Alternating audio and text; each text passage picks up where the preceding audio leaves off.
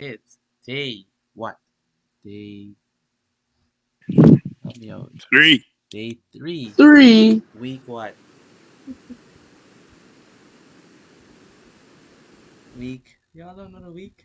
19 or 18? 18. This week. Week 18. Spring 2022. Right? And we are beginning. So we're gonna continue our journey together. Yesterday, we ended with people scratching their heads. I'm wondering if this is still marks, but yes, it was still. Nearly crying. Yeah. One thing I like with this class, y'all start off so strong. Watching as we do these Bgcse questions, everybody answer it. Yeah, yeah. Higher purchase, yeah. Wages, yeah. By the time we swing with those paper 3 questions, it'll be like you can have a pen drop in this class. But hopefully tonight is the night where we redeem ourselves and show Mr. Petit that we know what we're doing and we're ready for these exams. So, all right, so let's go. So we ended with this one, the pair of corresponding angles. And question C says, if angle A is 70 degrees, oh my goodness, I really give it down. So let me go to the actual paper. 70 degrees. 70 degrees, died answer. Haha. All right. Okay, good. If angle A is 70 degrees, calculate the size of angle B. Oh, they mean in this thing, in this diagram where you have two parallel lines and a transversal cutting through it. If A is 70 degrees, calculate the size of angle B. Okay. If A is 70, what is the size of angle B? Any ideas on that? If what? 180 minus 70. 180 minus 70. Why you say that?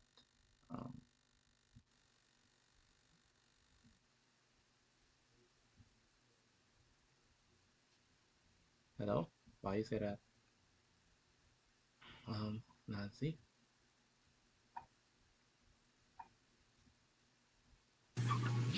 I say it's 70. You say 70? Didn't you say, What the wait, question was, Mr. Petit? If wasn't A even on the is, if question? A is 70, right? If A is 70, what is B?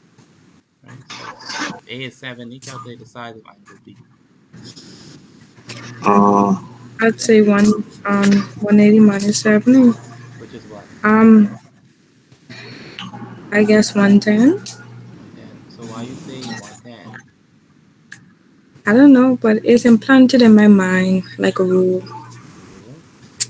So no Yeah. logic to help you with that? This is Angles on a straight line. Thank you, Miss Cooper.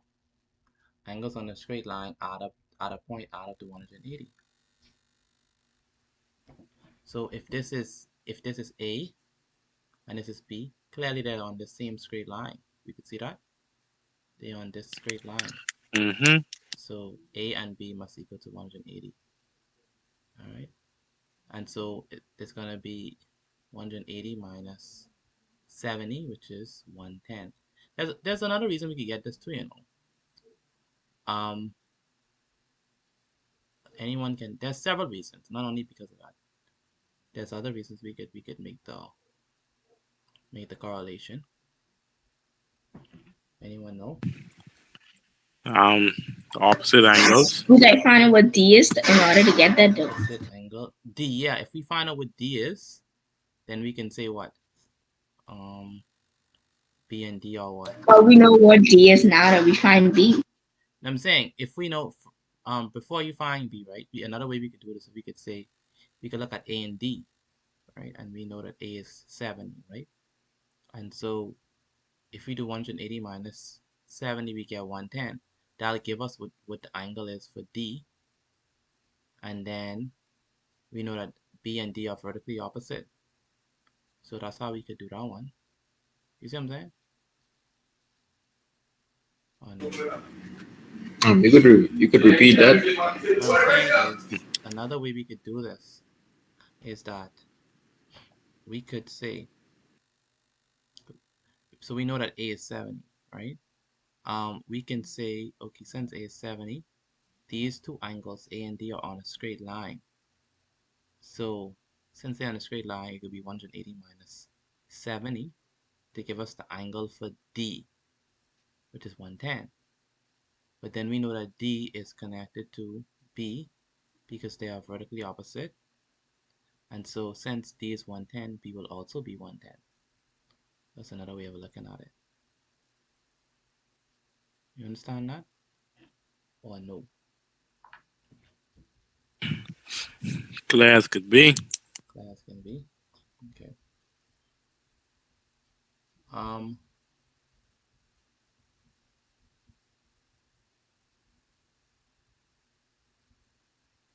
And then we have, and then there's another way still we could do this.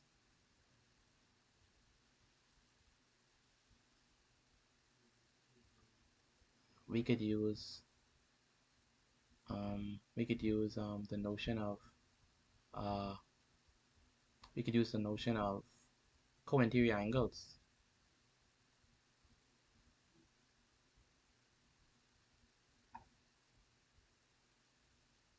Anyone could explain that one for me?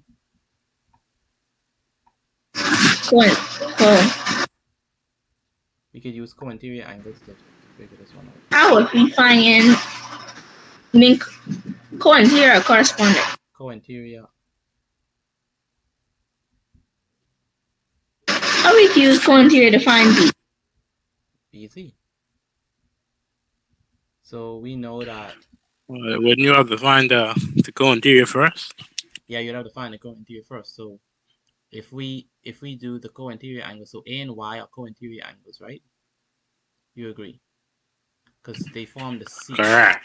Yeah, they form the C. So A and Y are co-interior angles. So once we find what Y is, right? Because then, how would we find Y if we know that they are co-interior angles? How would we find Y?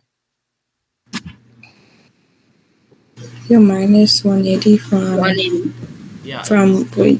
From 70. So Y is also 110, right? So You agree? Because yes, sir. because they are co-interior angles. Now we know that Y and B are what kind of angles? Y and B.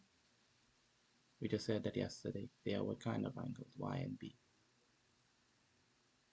They're not alternate. They are what? Y and B. Are they corresponding? Yeah, they're corresponding. So Y and B are corresponding, and corresponding angles are equal. So once we already figure out that this is 110 for Y, because A and Y are co-interior angles, then since Y is 110, B must also be 110. Okay, so that's how we could do that. So there's different ways we can do this. But either way, it involves subtracting 180 minus 70 to give us 110. Okay, so let's move on. Hopefully there's no questions on that. Study the diagram below and then answer the question that follows.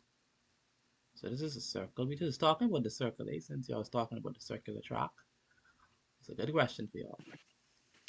So study the diagram below, then answer the questions that follows. So BF,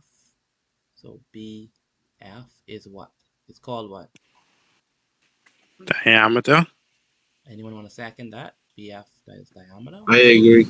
Yeah. I second that. Okay, that's very good. It is the diameter. AC is what? Radius. Anyone want to second? Chord. The radius. Radius or chord? Which one we second? I say radius. Radius. The radius? Radius. Radius. Why is it not a chord? Because a chord would it would cut a line, but it'd never be at the center. So BF is not a chord? No. Time the diameter. BF is the diameter, but the diameter is also a chord. So Yeah, BF, but what on a chord is found. Okay, a chord cuts a line, but it isn't like in the center, right? it could pass through So the center. DF is chord. BF is a chord, but BF specifically I is the said DF. DF is also a chord, right? Yeah, DF is a chord. I know that, but Yeah, but a chord could how a chord BF get a chord? because remember a chord just saying that we go from one end of the circle to the next end. That's the first time I hear diameter as a chord. Yeah, the diameter is a chord that runs through the center of the circle. Yeah, All that's the right then. definition of So, the diameter. could you also say that DF is the diameter? No, DF is not the diameter because the diameter is is the only chord that runs through the center. I confused. See what I mean? Oh wow. Okay. How? Okay, so first of all, let's get the notions of chords out the way, right? Oh, he's talking about enzymes on Sunday. All right, so let's get the notions of chords out the way because there's a lot of misunderstanding on what a chord is. So, someone is trying to get in. So, a chord. So chord. A chord is any line segment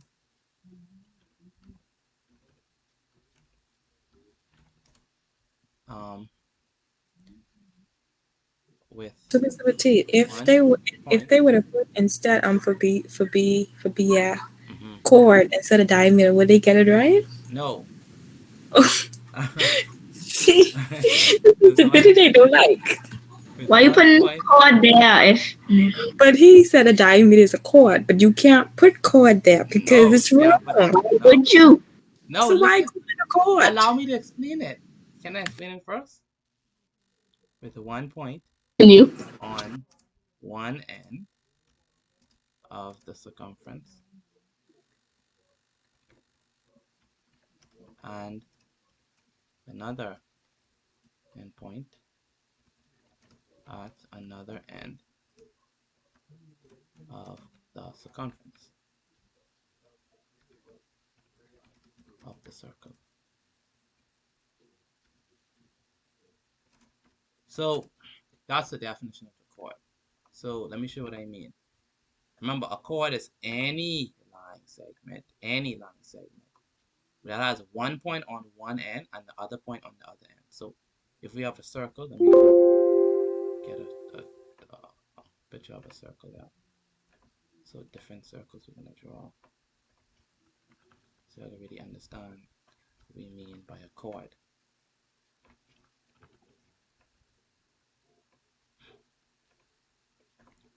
So tell me which one is a chord.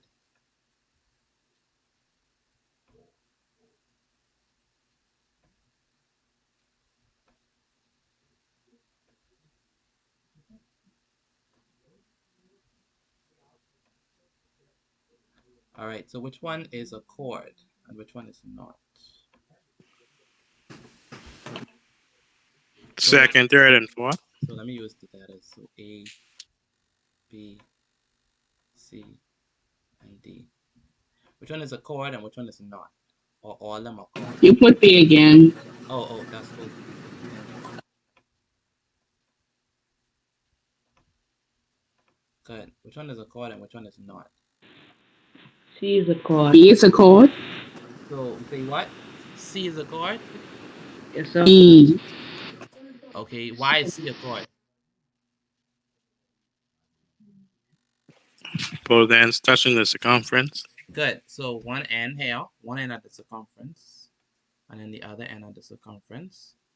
So it's a chord. Voila. How would be? Yes. That also. Yeah, because one end touching the Oh, that's circumference right. and the other end touching the circumference. So this is also a chord. Good. How about D? Is that a chord? Yes. Yeah. Is that a chord? Oh, No. Yeah, it is a chord. It is a special kind of It's a chord. special kind of chord. Very good. No, this This is You not sure it. line doesn't a diameter? it's also the diameter, right? But it's also a chord. So the diameter is a chord that goes through the center. Okay? So this is a special type of chord. It's the only chord that goes through the center of the circle. We call it the diameter. So this is a chord. Now, is this a chord? Not quite. Definitely not.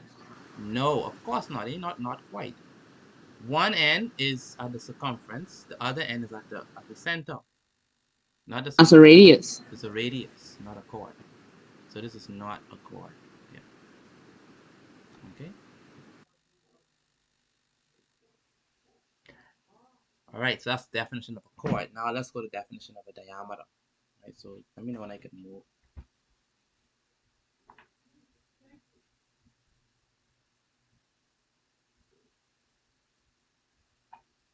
Let me know when I could move.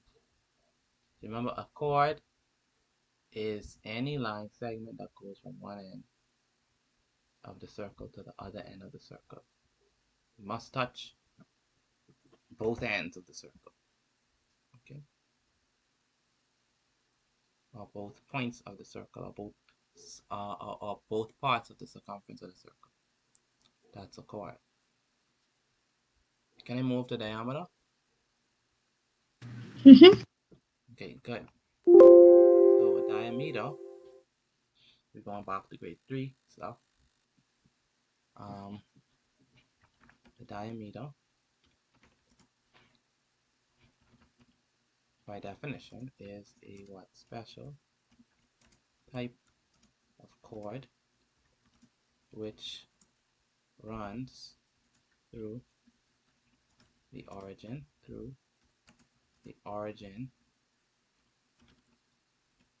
or the center of the circle. This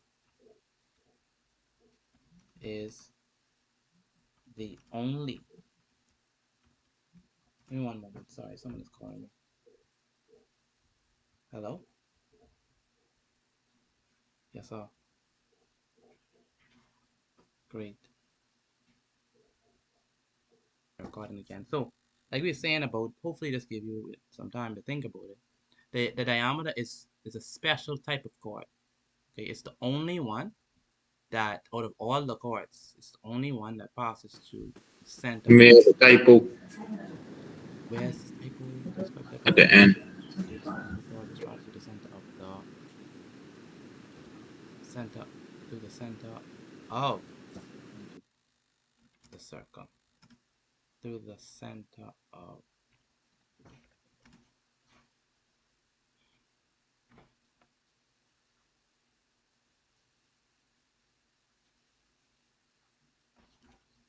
it's the only chord which passes through the center of the circle. So, if we were to draw several circles here, tell me which one is a chord and which one is the diameter. Okay. I mean, obviously, all of them are chords, but which one is the diameter, right? All right. So,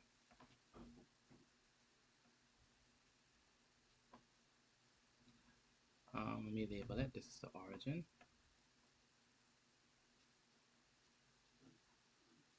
Let me label it. This is the origin.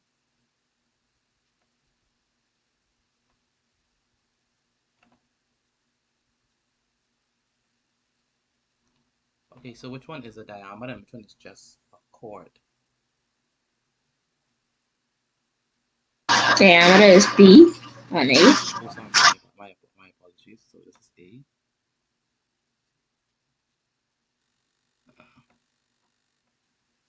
Oh my goodness. Stubborn. Let me put it on top. That's B, C, and D. So which one is just the chord and which one is the diameter? A is a diameter. A is the diameter. Anyone else? A and B is a diameter, and C and D is a chord. Okay, so anyone want a second Kennedy's response? I agree. You agree? Anyone want to third it?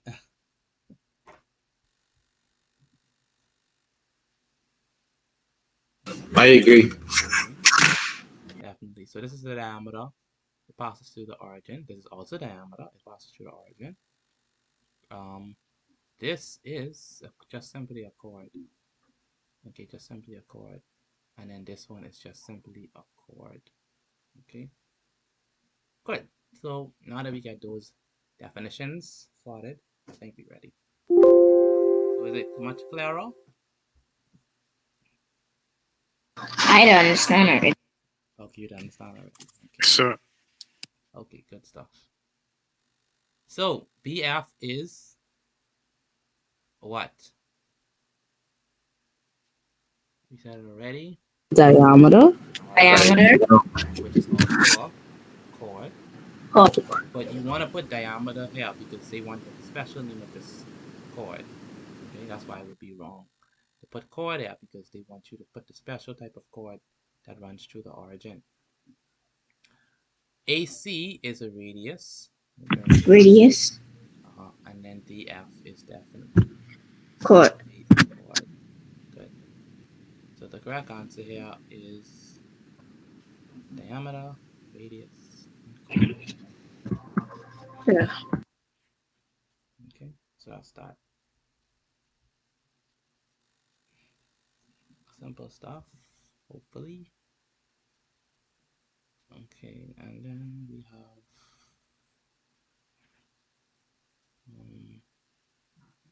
have this one. It says, okay, calculate the AB. Interesting because it's talking about the area of a circular region. Calculate, sorry, if AB is 3 centimeters. What is AB, by the way? What would we call AB? A Radius. radius. A radius. Very good. That is that correct. Very good. Calculate the area of the given circle, given that pi is 3.14. So if AB is 3 centimeters, calculate the area of the circle given that pi is 3.14. Quickly do that for me. Find the area of the circle if we know that pi is 3.14. Remember the formula for area of a circle is what? Pi r squared. And the answer is Pi r squared. Pi r squared. the answer is 28.26 cm squared. Whoa, you get that already? 28 point what? 26 cm squared. 28.26. Alright, anyone want to second that? What she I say? agree. She said 28.26. Pi r squared. Mr. Bethel, you calculated? Or you just saying I agree since this is Kennedy? I calculated. Ah, okay. Alright.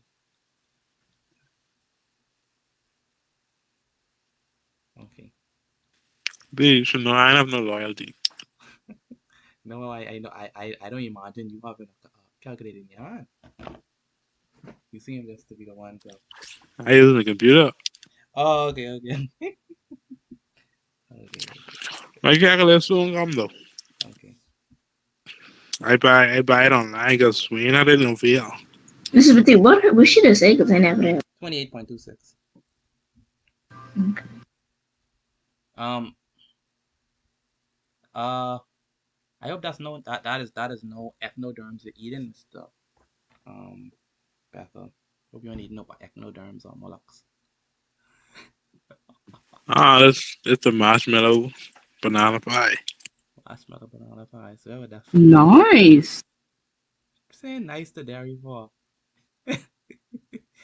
That's a trip down memory lane. I get which of these are the last one. Okay, so yeah, sorry, my apologies for that. Thank you. Good. So it's gonna be 28.26 centimeters squared. Remember, pi here is 3.14, right? And area of the circle is given as pi r squared. So for those who are taking the Bgcse, you have to remember this formula. There's no formula sheet given to Bgcse students. Okay, so you have to remember area of the circle. You have to remember area of a triangle. You have to remember area of a rectangle out your head. Those things I love to remember. Area of a square, you can know them out your head. Perimeter of a circle, you have to know that out your head. Okay, so remember those things. So pi r squared, pi is 3.14. 3 centimeters, we're going to square that. And 3 squared is simply 3 times 3, which is 9. And then we just say 9 times 3.14, which is indeed 28.26 centimeters squared. And I'm glad that we included the centimeter squared here in your answer. That's good. Okay. All right. All points matter. Yes, sir. Can you go back up, please? Go back up to To the circle. the circle. Okay. You mean here? Yeah, right there. Okay. All right, thank you. Very good. All right, good stuff. So the next question says, Ashley, weekly expenses are listed below.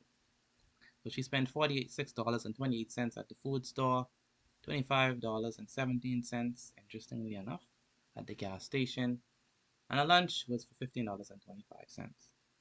Calculate the total amount of money she spends for the entire week. So what are we gonna do with these figures? 86 odd. Odd.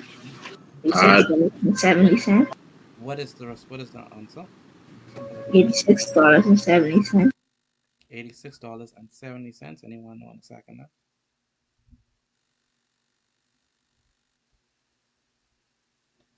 Anyone want to second that? 86 dollars. I'll give her the benefit of the doubt. You'll give it a benefit of the doubt.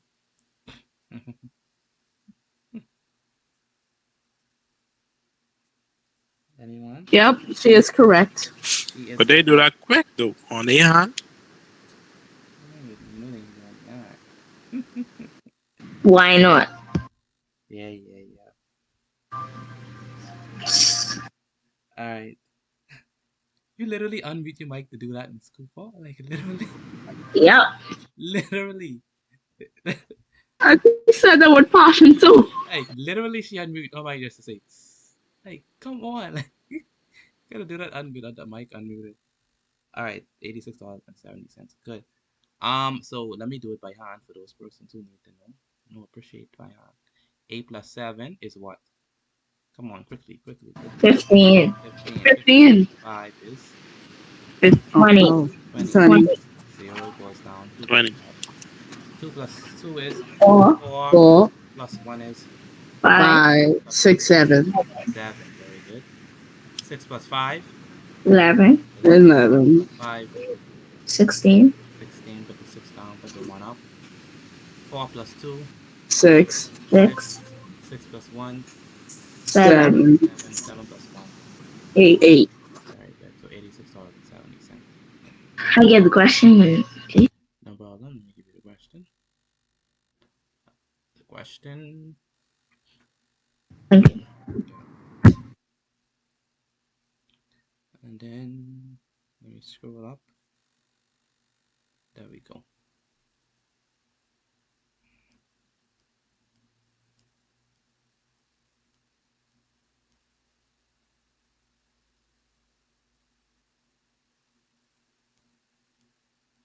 Okay, so let's move. Calculator change from $100. Calculator change from $100. Do this one by hand. Let me see if I get it right. It's an interesting thing. When you deal with decimals and a whole number, so that's what they're trying to test out. I have $1. I mean, I have. What did you say? I was going to say I had $1. I have done some. $13.30. $13.30. Anyone want a second? Well, before she said that, I have $13.30. She already said it then. But You can't say it before. She already said it. Like, oh my goodness, y'all so well competitive. All right. $13.30. That's what they said. And let's see if that's the correct answer. Yeah, $13.30. So let's do it by hand. For those who need to know, or for those who cheated and say, let me quickly do some calculator. And got it. The way how you do it by hand is you put the zeros behind the 100. And so 0 minus 0 is 0. 0 minus 7, we cannot do that, so we must borrow. Can't borrow from here because that's 0. Can't borrow from here because that's 0. So we must borrow from the 1. And so we borrow from the 1. You only have 1. We take that from him. You have 0 left. Then that gives this one 10. But then we have to borrow from him for this one. So borrow from him, he had 10. Now this becomes 9. And then this one becomes 10, but we need 1. So we borrow from him again. So it becomes 9, and this becomes 10. And then we have 10 minus 3, which is indeed 3. 9 minus 6, which is indeed 3. 9 minus 8, which is indeed 1. And 0 minus 0, which is 0. So it's $13.30. Mr. Petit, Hey. do you believe? Would you like? Do you think like someone in here actually didn't know how to do that, or you just being formal? You'll be surprised. I don't take none for granted anymore. I have a story about that. Which story? It was this 11th grader. Like this was last week. It was during Teachers Appreciation Day. Yeah. So the teacher take a picture of his card, and he couldn't spell appreciation, and he in grade 11. Well, that's pretty good. Appreciation is a pretty long word. Could you imagine being in grade 12 and can't divide by 2? Yeah, that's crazy. Them calculators making them soft. That's true. That's true. So We it's had to go terrible. on too hard first, too. Terrible. It's terrible. So yeah, it's happened. That's real life. I'm not making it up. And so so yeah, you don't take none for granted. Don't take none for granted. And the reason why I went over this is because I've seen this mistake before. Persons don't realize that they have to put the 2 zeros behind the 100. Some people just put the 100 by the 70, and then start subtracting. So that's why. But when you start to teach or try to explain stuff to people, you will see what I'm talking about. So solve for P. What would P be in this equation? What would be the answer for P? So 5P equals 13. So 5P minus 13 equals 42. How would we do this? How do we evaluate this? Carry the 13 over You put the yeah. right side. And so would that be? That becomes a positive. Yeah, it becomes a positive. Very good. So it's 42 plus 13, which is what? 55. 55. Very good. 5 divided by 55 is 11. 11. So P equals 11. So exactly what we said. Carry the 13 over. That becomes 42 plus 13, which is 55.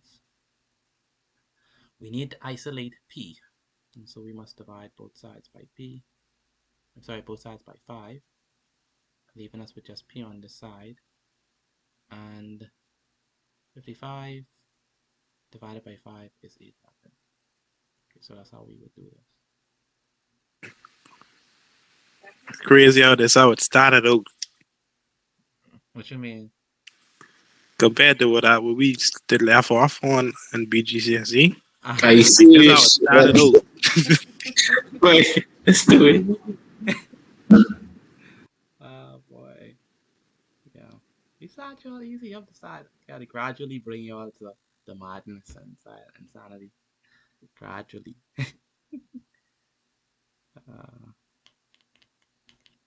Alright, so let's go. Okay, so let's move. Simplify. 2G plus 8H plus 5G minus 2H is what? That should be easy. Any answers? Where's Nancy? Is she here?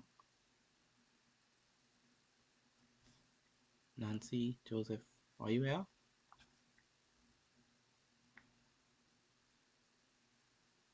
Oh, I figured, because I used to hear her voice. Okay. She here, by the way. She's here? Yes, sir. But I mean here. You know, not like log on. Well, I don't know that one. Yeah, I guess not right now, because I would hear her. I have answer, by the way. Go. I got the answer too. 7G. 7G. Yeah. Go, buddy, in the competition. Oh, no. Sorry, my bad. I didn't mean to cut off like that. I didn't mean to cut off. No. You mean to that? I was talking first. No. What is it? What is it, Miss Cooper? 7G plus 6H. 7G plus 6H. Anyone want to second that? 7G plus 6H.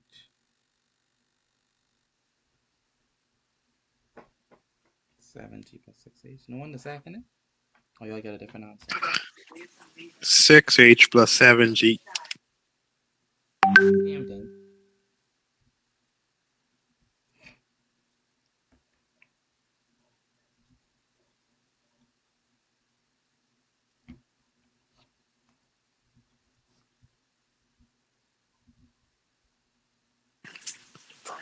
It's crazy because we was doing simplifying too, right? Yeah. Yeah. Okay, so anyone want to second that? What she said? Yeah, so it's correct. Okay. So what is the first thing we're gonna do here? We are going to Put it the like terms. Yeah, gather the like terms.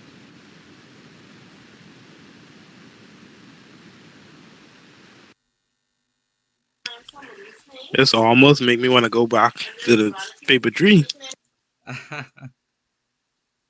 So 2G plus 5G. Sound like PTC networks or something. But 2G plus 5G, we bring them together. And then the 8H and the negative 2H we bring together. Notice that the negative is included in the sign, right?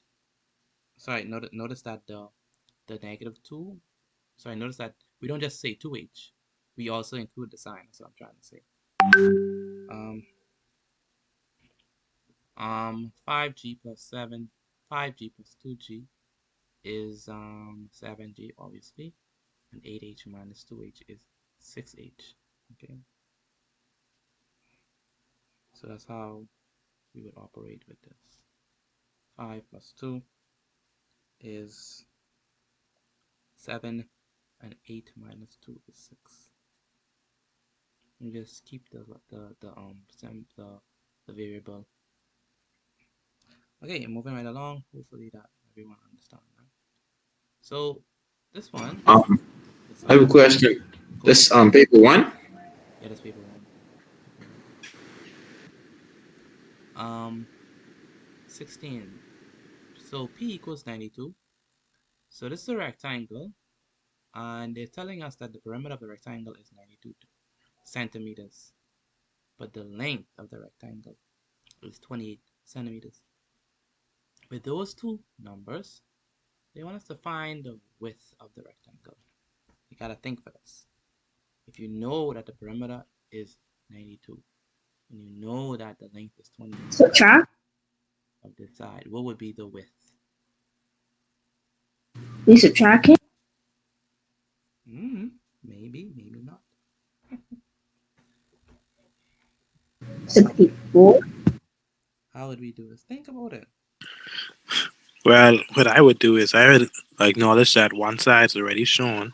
Okay. So I find, and I know that this should be equal sides. Yes. So 28 plus 28. And then I would subtract it from the, what this thing called, perimeter to find the other two distance. But you have to divide it by 2 for the next two sides. Yes. For those other two sides. That's exactly what you have to do. That's exactly what you have to do. I don't know if y'all understand this logic. What he's saying is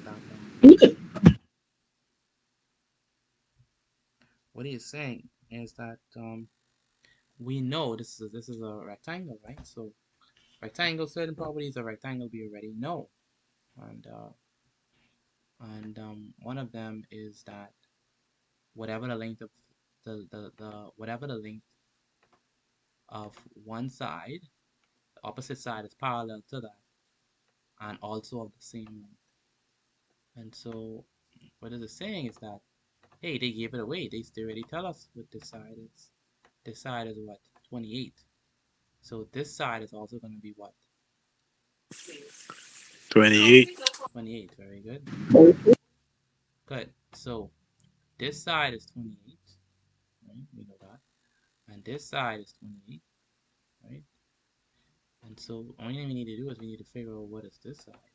We need to figure out what is this width and what is this width. But whatever these two widths are, they're going to be equal to each other, right? But we do know that the whole thing, though, the whole thing adds up to 92. The whole thing adds up to 92. And so that means we're going to take 92 and minus it with 28 plus 28. 28 plus 28. And then we would get 92 minus, I don't know, last I actually write on the screen.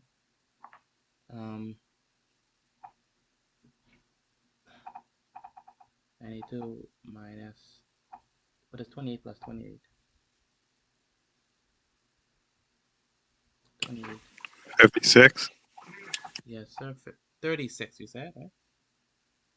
56. No, 56. Wait, yeah. 36 is the end. It's the end result, right? Yeah, the end is 56. So, but are we done? Is 36? Not yet. Not as yet. What do we have to do with the 36? We have to divide Definitely, we have to divide it by 2. Yes, sir. There we go. And so it's 36 divided by 2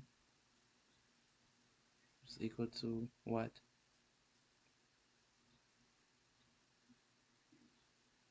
36 divided by 2 is what?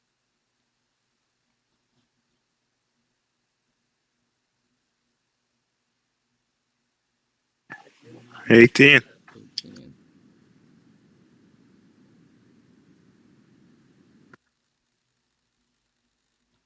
18.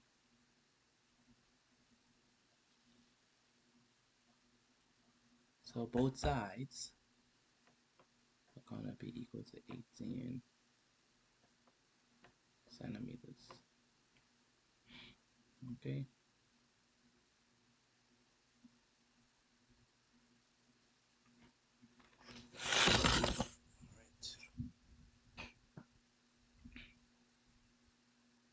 Okay, so that's good. Next up. So let me show you how. That's how we do it. Just quickly working it out. The actual working would be like this. We would say we'd call each width W. So we know that 28 plus 28 plus W equals 92. Why though? Why 28 plus 28 plus W equals 92? How do we know that? Why do we know Because it says Because so the in the side is question. equal. that? Where does it say that in the question? The perimeter. The perimeter is 92. And the perimeter is the sum of all the sides. Okay. And so that's that. So that's what we have here. Where are we?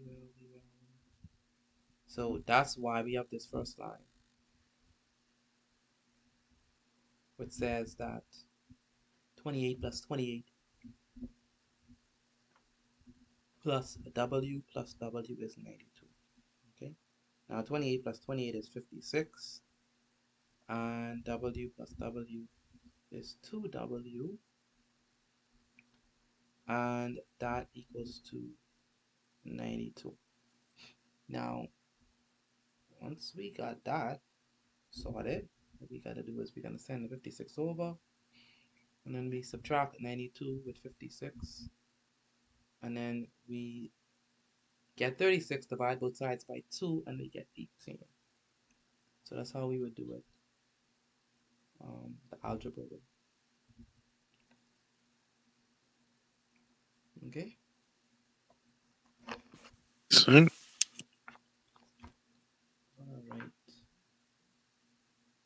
Moving right along. You can scroll up, please. Scroll up, she says.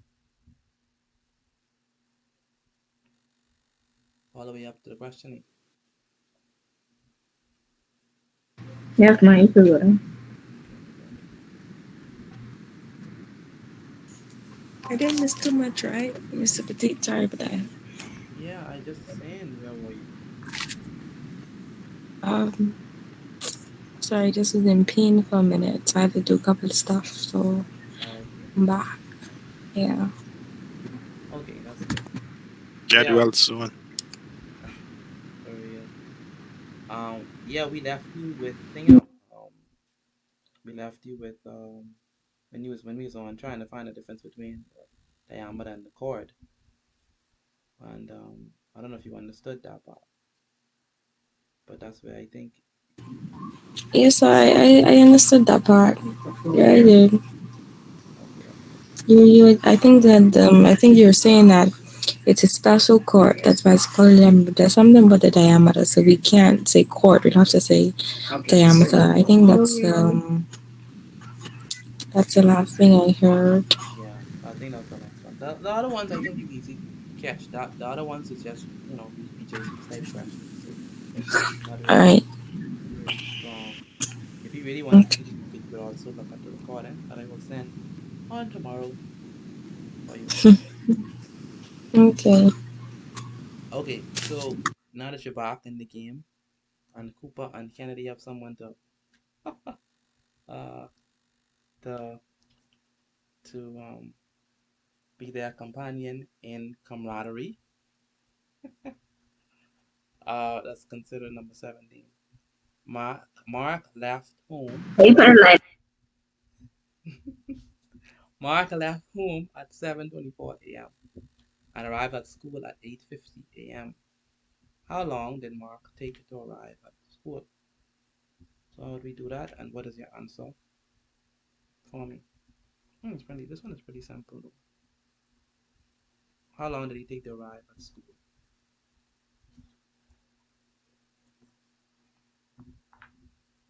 Quickly, people. subtract.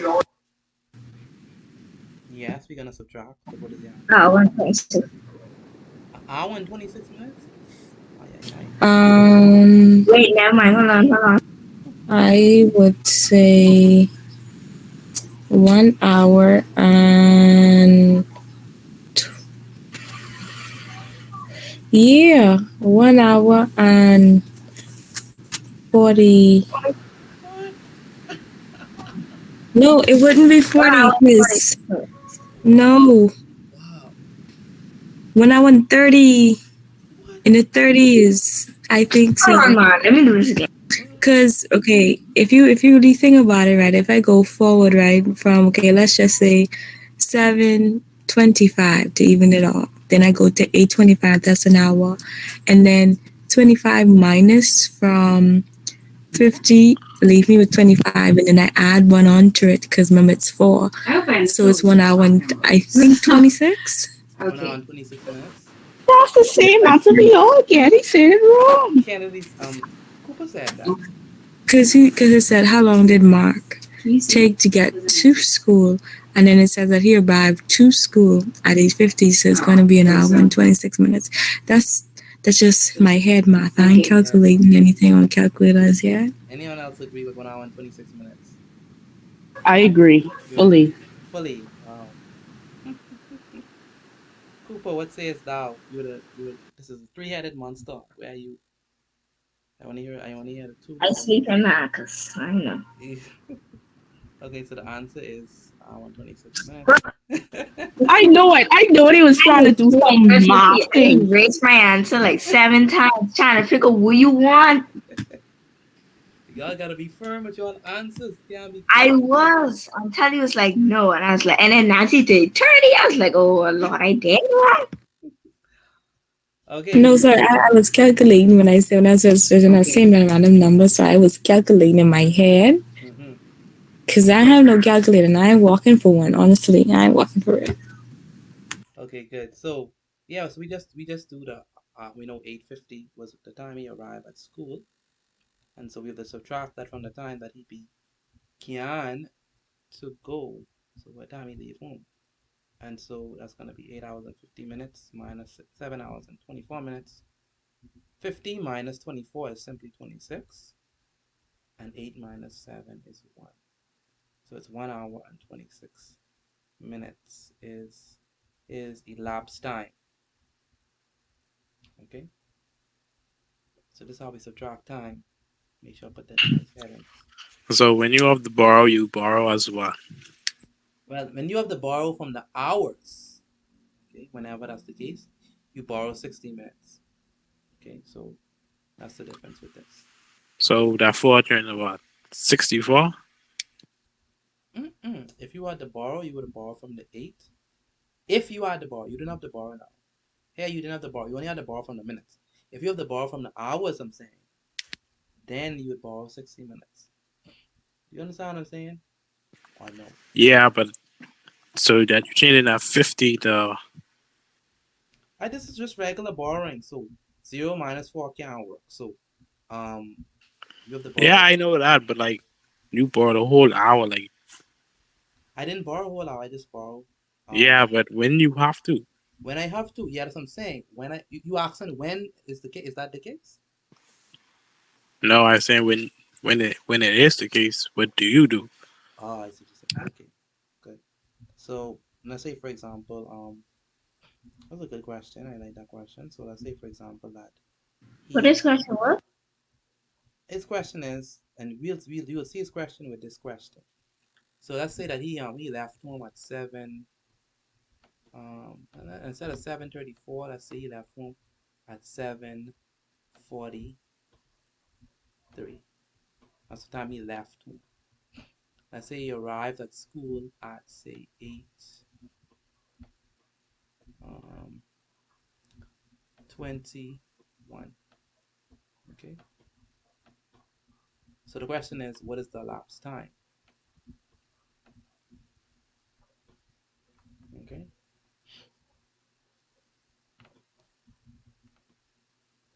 Any answers from me? Oh, you want to answer this? Yeah, I want you to answer. Oh, sorry. I thought it was for Floyd.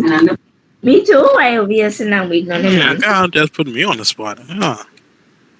So Howard, what is if he's left at 7:43 and he arrived at 8:21? What is his elapsed time, Harley? 1 hour and 22 minutes. 1 hour and 22 minutes. Yeah. Anyone second that? He said 1 hour and no, it's less than that because if I add an hour to this to balance it off, remember it's 43 and this is lower than 43. Yes, very good. So if So we I add said an hour, if we add an hour to 7:43, it'll give us 8:43. yeah. Okay. So here we still do 8 hours. We still do 21 minutes. And we still do that. We still do 7 hours. And we still do 43 minutes. Still the same. I got my answer. What your answer is, Kennedy? 38 minutes. Someone said 38 minutes. I get 39. You get 39. Dang it. Give me a second. All right. So someone said, give them a second. And the drama is on. Dun, dun, dun, dun. All right. Okay, so the idea here is that this guy is smaller than 43. So you can't subtract 21. I get 38. You get 38. Okay. Okay, someone get 38. You can't subtract 21. Sorry, you can't subtract 43 from 21. That don't make no sense. Like you cannot take away 43 from 21. You can't do that. It's just impossible. And get a whole number. So we have to borrow from the hour side. So this is gonna be 7. And since we borrowed an hour, that means we borrowed 60 minutes. Okay. So this is gonna be 60 plus 21. Okay, 60 plus 21. What is 60 plus 21? That's gonna be what? 81.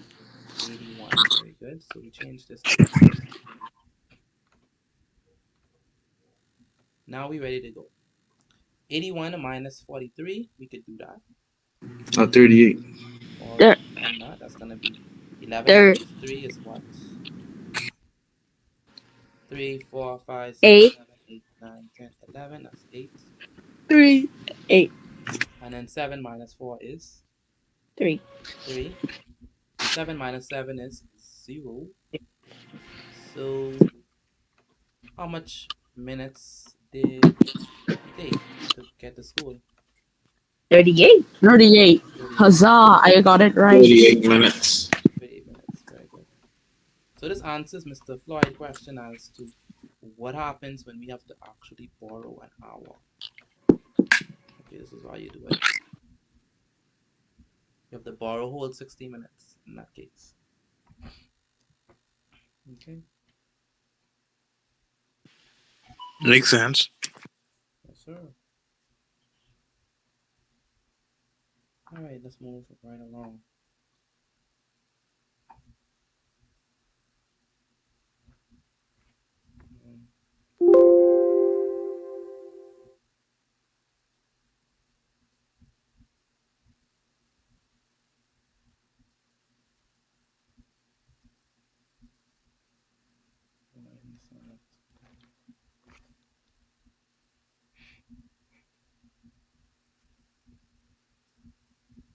All right, so we done elapsed time. Express your answer in part A in minutes. So remember the answer that we got in part A was 1 hour and 26 minutes. So they're saying express this in minutes. So what is 1 hour and 26 minutes in minutes? 86 minutes. 86 minutes. Yeah. Minutes? Yes, ma'am. Because 1 hour is exactly 60 minutes. 26 minutes added to 60 is 86 minutes. Alright, so that's how we would get it. Okay, next up is the following. That's it. That's it. We're going to paper 2 now. So what we doing now, Mr. I'll answer 1 or 2 paper 2 questions, and we're gonna go to our paper 3. How much time we have? Come on.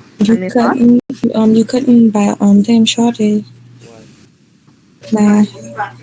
Why would I cut math short? No, because it's almost 7:30, so I thought like you're cutting Bgcse math short today. Oh, you mean how y'all usually get an hour? Yeah, that's why I asked. Well, the 19 minutes is really my fault. Okay.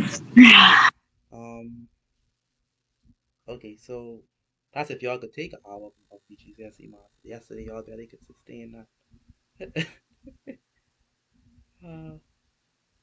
Yesterday was incredible. So hopefully with y'all with fresh minds today, open minds. Miss Betty, not this again. No, no, not. My frustration is. Miss Betty, long and hand, no talking again there. No, don't say that, My mental health can't take this. Yeah, man, I can't. You can take it all. We did this. So let's stop that. Did you mark the homework? There we go. This is what we're supposed to do. Good. The functions. See? Good. Mr. So, T, yes, ma'am. did you mark your homework? We going over it now. Okay. Yeah, so make sure take a look at yours and see if you got it. So this is the functions one. This is last of this paper. So we have the function f, which is defined as 2 plus x squared. And we have the function g, which is defined as 1 minus x. Really and truly, I don't know why they did this, but they really supposed to tell us the domain and range. The domain and range of this, but here, if they don't tell us the domain and range of these functions, then we just have to assume that they are all real numbers, because it would be all real numbers. It would work for all real numbers. Function 1 is what type of function? Function 1. Function f, sorry. It's what type of function? Quadratic function. Quadratic function. Thank you so much. I feel like I have taught at least one person now. Quadratic function. And function g is what? Linear function. Linear function. Very good. Now calculate the value of g of negative 4. So how are we going to do this? What are we going to do to get that? G of negative 4. What do we say? 1 minus negative 4? Very good. So Yeah. wherever we see the negative 4, we put in for the x. So that would be 1 minus x. So we on AI. So 1 minus x. Let me focus so y'all wouldn't get distracted on that side. So we say g of x is 1 minus x. And g of negative 4, wherever we see the negative 4, we put it in for the x. So it's going to be 1 minus negative 4. We know that a negative multiplied by a negative is a positive. Yes. And 1 plus 4 is 5. Did anyone get that when they did it in their homework? No. Yeah, You I get got that? You got that, Nancy? That's good. Yeah. Okay. I didn't know it was the easiest one. Yeah, that's the easiest one. It all goes downhill from there. Yeah, I got 5. Okay, now this one is g f of negative 4, which is really g compose f of a negative 4. Again, g compose f of negative 4, which means that we have a parent function and the baby function. I talked about this before. The parent function and the baby function. Which one is the parent function? G, G. T. Which one is the baby? F, F. F. Good. So which one goes in which? F goes in G. F goes in G. Okay. So this function F goes in G because G is the parent, F is the baby. Okay. We call this a composite function. Okay. Then when you already put F in G, then you evaluate it at 4. Okay, so let's do that. Now. So again, we said that G is the baby, F is the baby, G is the parent. That means that F goes inside of G. See that? F goes inside of G. Right? F goes inside of G. But what is F? It matter what brackets you use. You mean the brackets or the curly or the open? Yes, so. No, it doesn't. Yeah. But we tend to use the parentheses one. I just did the brackets one because I wanted to show the difference between f of x and g. So the bracket ones, so that means we're saying that f of x is inside of g. Okay, we see that, right? Now, what is f of x? Based on the question, we saw that f of x was 2 plus x squared. Yes, sir. That's what we said. So we're gonna put that inside of g. Okay, good. So all we did was replace that, put that inside of g. Now, remember what g is.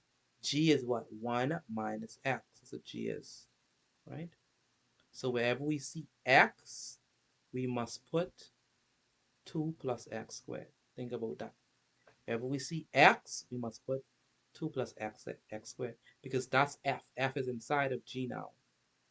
All right, and so it's going to be 1 minus, not x, but what? 2x plus x. 2 plus x squared. 2 plus x squared. Very good. Good. Now we do the regular computations.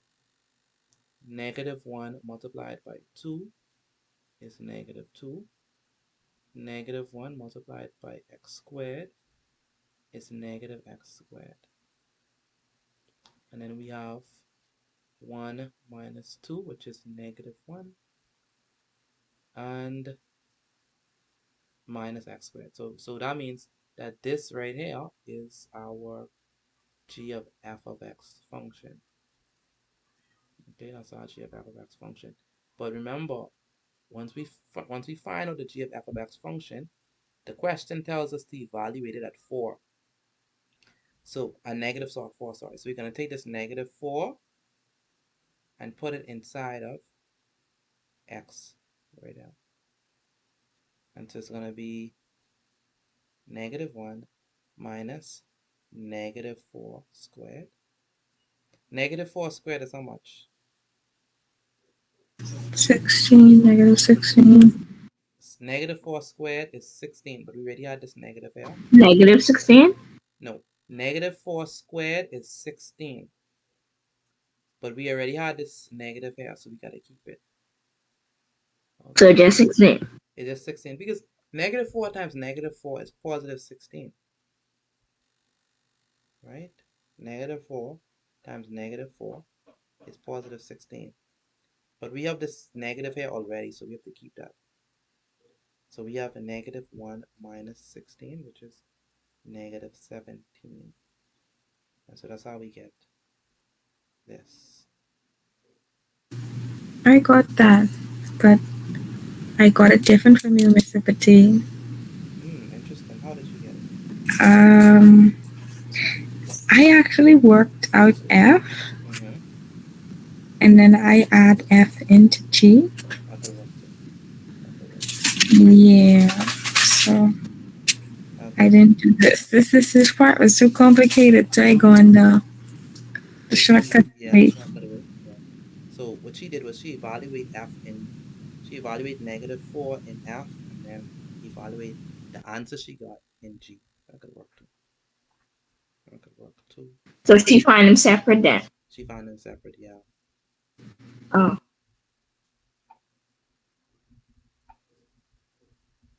Okay. You're actually getting them right. It's a miracle. Yeah, I know you're not a goddess god. I knew that. Okay. Next up, we want to find out now the values plural of x for which f of x equals 11. All right, so you want to know which values of x we can get f of x being equal to 11. Okay, so remember f of x is what? 2 plus x squared. Okay, that's what f of x is. And so we want to figure out which values of x is going to make this function give us 11. Okay, like what must x be so that when we add it to 2, we get 11. Okay.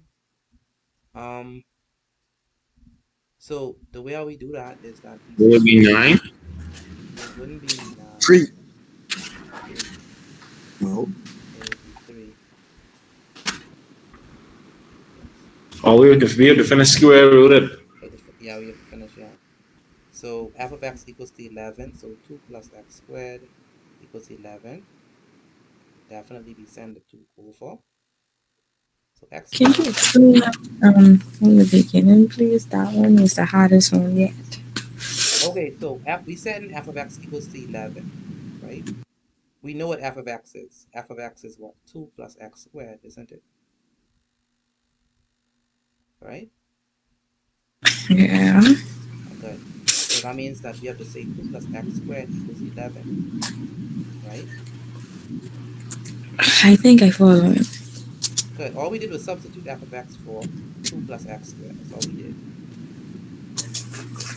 Good. Next up, we send the 2 over, okay? And now it gives us 11 minus 2. X squared equals to 11 minus 2, which is 9. And then we take the square root of both sides. That's going to give us plus or minus But you 2. lose me. Where this plus and minus, where did that magically appear from? It magically appear. Okay, every time you take the square root of something, you have to take into account plus or minus. So that's a rule? That's the rule. You have to take into account plus or minus. I Because can remember that, man. you can remember it. You can remember it. Because remember the quadratic equation? Even in the quadratic equation, it's plus or minus. Remember, it's positive double. Remember we did that? With positive W and negative W. It always, two values when we dealing with quadratic equations, always. Alright, you don't get one value unless it's a unless the same value comes twice. But it's two values always for quadratic equations, unless with a few exceptions, but in general it's two values. Okay. Now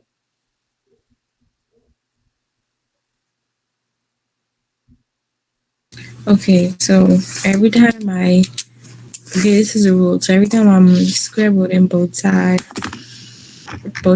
I would always add the other sign if one sign is yeah, the opposite. you always put the plus or minus. Yes, ma'am. Always. All right, child. This one I don't know. I ain't never do an exam. No, you're gonna do it straight. And so taking the square root of both sides, the square root of 9 is definitely 81. the square root of 9 is not 81. So Oh,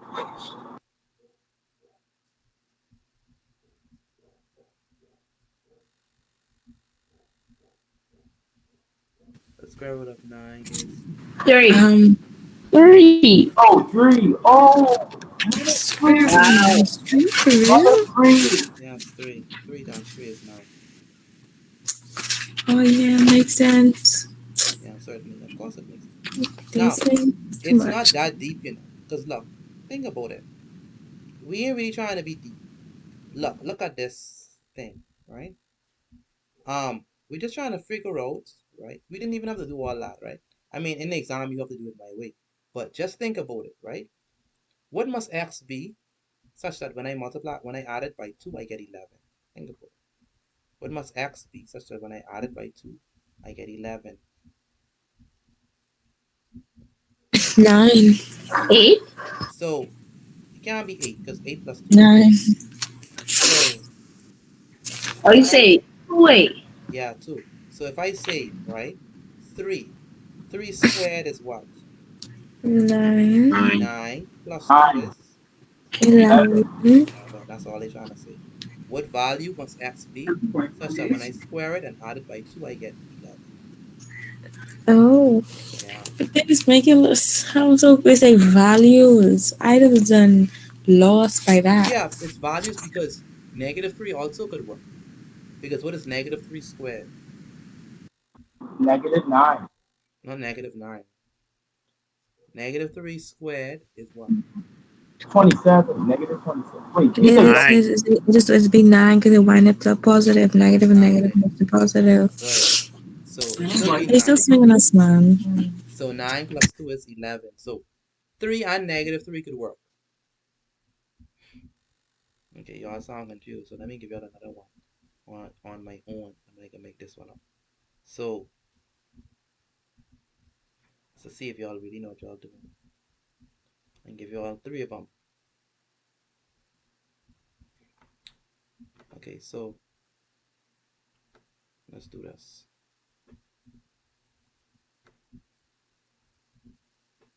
So here f of x. I'm gonna change my f of x every time. Okay, f of x.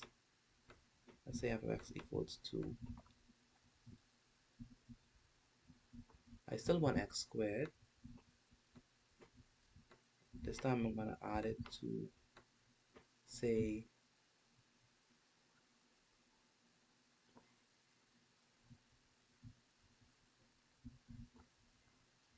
okay, and I want you to figure out the values for which f of x, the values for which f of x equals to 19. And then this one, let's say f of x is equal to, let's say plus,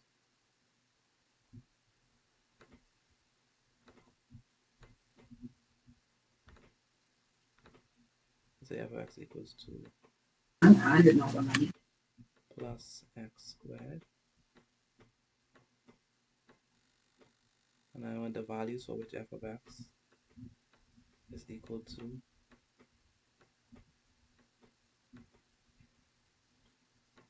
29. And then if I say f of x is equal to 5 plus x squared, and I want the values for which f of x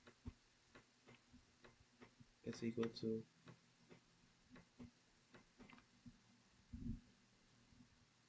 41. Good. The answer for the first The one. first one, I get 4. Just 4? 4 squared. No. Just one number. 4 is right, but I say values, so I want 2 numbers. Somebody get the answer. Yeah, he got that. He got 4. Man, don't you just wait. Let me understand it first, please. Please. I can pretend like I know the answer, because I still on part 1. Okay, so square root of 4. Yeah, the second one too, but want us wait? Want me wait? Yeah, wait. The first It's one, you only please get one answer. exit too. The second one. That's how you want to, Mr. Badi. You only give me one number. I want Yes, we want 2 numbers. 2 numbers, the values. Remember for this You get a positive and a negative of 4. Very good. Positive and a negative 4. Good. So How in the world did they? Okay, hold on. I think I hold on. Okay, 16. is 3 plus 1. What? Okay, square root. This thing's so difficult. And then difficult to do this. 19. What shows my phone? Send this over. X squared is going to be equal to 19 minus 3. X squared is going to be equal to, what's 19 minus 3? 16. 16. And then now we take the square root of both sides. Remember, when we take the square root of both sides, we have to take into account what? Take into account what? Positive and negative. Negative. Okay, so it's going to be x equals to plus or minus, what's the square root of 16? 8. 4. Hey, come on. So positive 4 could work or negative 4 could work, because 4 squared is 16, give us, and plus 3, that gives us 19. And then negative 4 squared is still what? 16. Still 16. Plus 3 gives us the 19. Alright, and Kennedy. Kennedy is quiet. Miss Cooper is quiet. I don't know why. Well, it was the same as I'm Badi. nearly on the verge of tears right now. How you're on verge of death? This I don't know this. Please, no one said the answer for the second one. Let me get that. Positive, negative 5. Oh my god, with me. One of no mercy. I don't like you though. I don't like you. One of no mercy. I wouldn't like I him. One is like 1C5. One that's Why are like, you doing this to me? I want to understand though. I don't know why you doing it. All right. I know that no low key don't like me and it's so low. And all this is algebra. Yes, it is algebra. No, sweetie, this is not algebra. This is something else. Ain't nothing what different. It's just, All we doing is we always do with algebra. yeah, that's all we're doing. Say it Hold louder. on, let me answer so I could The same somewhat thing we do on the understand. BJC, we do here. She would know better, you know. Say it again, Mr. Bethel. Say it. What you say? The same thing with on the BJC, we doing right now. Exactly. Thank Hey, you. listen to me. You just used to make people feel bad, eh? Just say that. You won't make me feel bad. Anyway, mine is 5. I hope no one said 5 before I said 5. Just And if 5. someone did, Just they need a 5. cough on Just- that. Just 5. Let's shoot the positive and the negative. Look at me skipping the team. Yes. Positive. See, I don't see. This question is a no for me. No, man, don't give up like that. But you know, you only been in the exam. You know what I skip from what I ain't skip. I'll be right over you. Yeah, that's fine.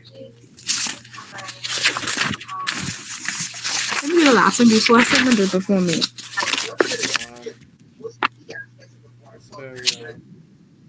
Hello. What's the thing? When you Positive get 6. say you don't want to do it no more, Say it again. Why you screaming no answers like that? you can forfeit. What you say, Miss? Y'all so hopeless. I say if you can forfeit. Forfeit? What? An exam? Yes, sir. No, that's impossible. You can't do that. Why not? That's impossible. What if you vomit on the test paper though? Oh my goodness. Don't think of That's a random thought. That's very easy to do. Is the last one 6 or I didn't Positive 6. Positive, Yeah, I negative got 6. Positive. Yeah. Can you let me work it out? Like, Miss Vati, please. Nancy, you gotta work faster than that. Thank you. Please. Oh, Say it louder. you know what? Say it After all I've been through with this class, you'll do this to me. It's cool. It's cool. Not After even the class president, eh? Boy. all we've been through together, don't worry. Your friends become your enemies. Let's be honest. You are the glory days. At the beginning of this class, only Nancy was like, remember the very, very, like the beginning when we just started, only one person pointed at me. Nancy getting all of them right. All of them right. That's when You remember that? this is it. I ain't gonna lie to you. That's when I didn't like Nancy because she didn't know everything. But like, I ain't gonna You lie. used to call her Alexa. I was like, I swear, I said I don't like Nancy because she used to answer everything. Yeah, she had a glory days. She had a glory days. Now, Nancy made so much, right? Nancy, No, sir. I never met my match. Not yet. Not yet. Not yet. No. My match don't exist here. Dior. Oh yeah, Dior. Oh yeah. Me and Dior. But they're in the same. Yeah, I was about to say because we're in the same grade. Yeah. But no, I ain't met that person yet. But yeah, Dior. But I don't know Dior. So Yeah, Dior. Yo, it's competition. Dior wasn't playing. Dior was So where's this DR? listen to me carefully. Dior, she was one of a kind. I ain't gonna lie. She don't play. That girl don't play. She used to send me. So what happened to DR? She used to send me. I can leave this. Dior's she had coursework to do and stuff like that, so she couldn't keep up with the class. I couldn't blame her. Because she does chemistry and physics and combined science too. So, I understand she needs. Oh, okay.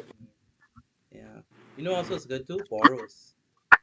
I don't know if you remember Boros. What his name was? Boros, remember Boros?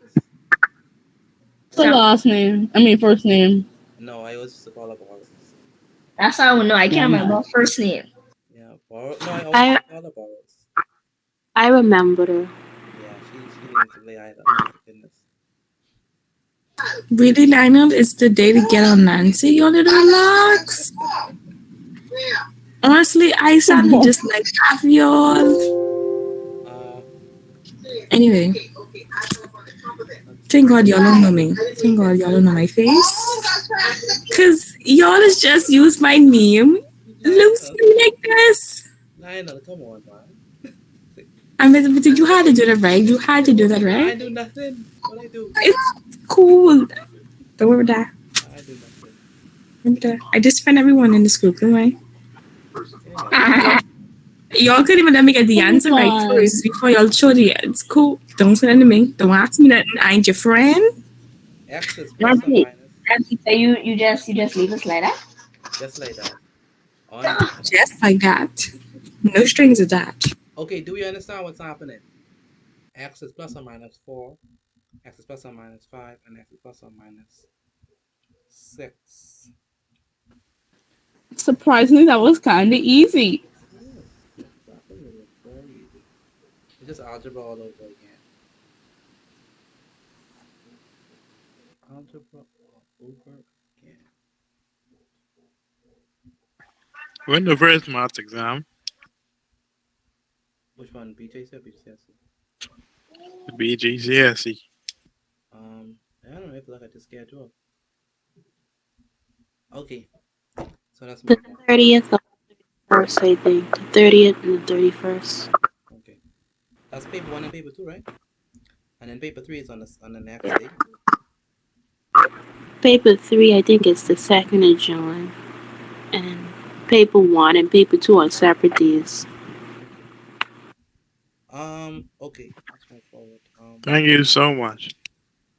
Yeah, thank you, Miss Alicia, the voice of reason in this class.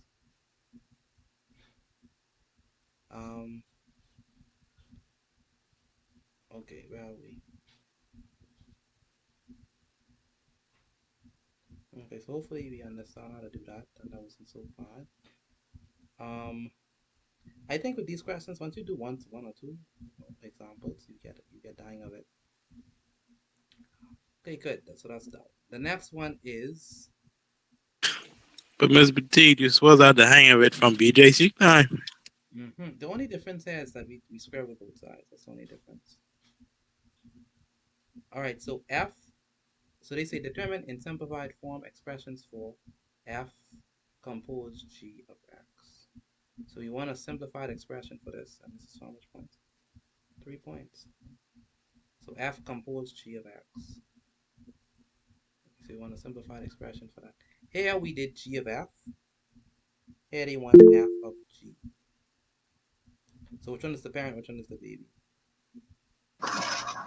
F is the parent, G is the baby. Very good. This time F is the parent and G is the baby. So yeah. So we oh, what did I do wrong here? Sorry. Oh, that's what happened. It went down. Give me one moment. Okay. So we saying that F composed G, that means that G is gonna be inside. Okay, so G is inside. And so that means that we know that G of X was what? 1 minus X. So we replace it here. Okay. And we know that F, I don't know if anyone can remember what F was, but F was simply what? 2 plus X. But we can't put X, we have to put, again, 1 minus X, because that's what G is. Okay. So all we did was we put whatever G is inside of F. Alright. Then we are going to square this. What is 1 minus X squared? Alright. What is 1 minus X squared? There's a way to get this, 1 minus X squared. That is simply 1 minus X times 1 minus X, and we could use the FOIL method to simplify that. The way we do it is, I don't know if y'all know how to simplify these things. like so, but the idea is that we say 1 times 1, which is simply 1. Then we say 1 times x. Sorry, 1 times negative x is simply negative x. Then we say negative x times 1, which is simply negative x. Then we say negative x times negative x. Remember, a negative and a negative is a positive. So negative x times negative x is positive x squared. So we are left with simply 1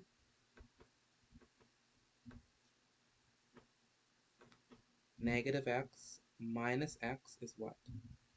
Negative x minus x is what?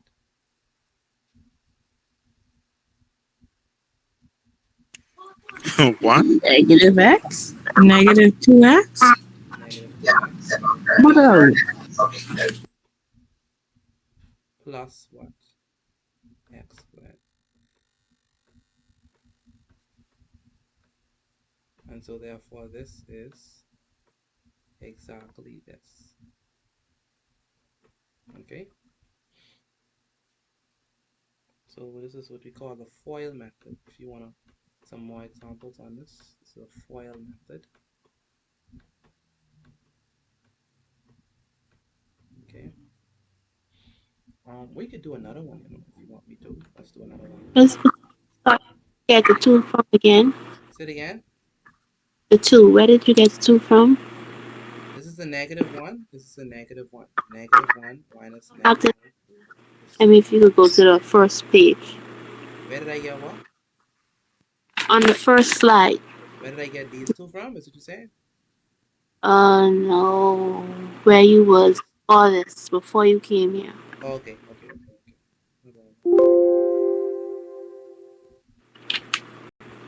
That too. Okay, so I'm gonna be... Yeah, so that's where I was. So we was trying to figure out this 1 minus x squared. That's 1 minus x times 1 minus x. The 2 plus 1 minus x squared. Oh, this 2. Okay, remember, this is f. Remember what f is? F is 2 plus x squared. So instead of putting the x, we're going to put the 1 minus x, which is g.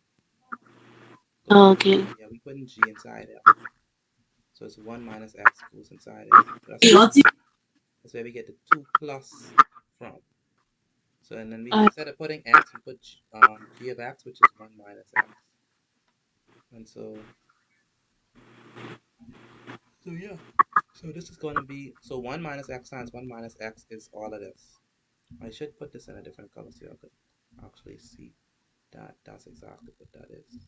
Excuse me, Mr. T. Is this CI? Is this what?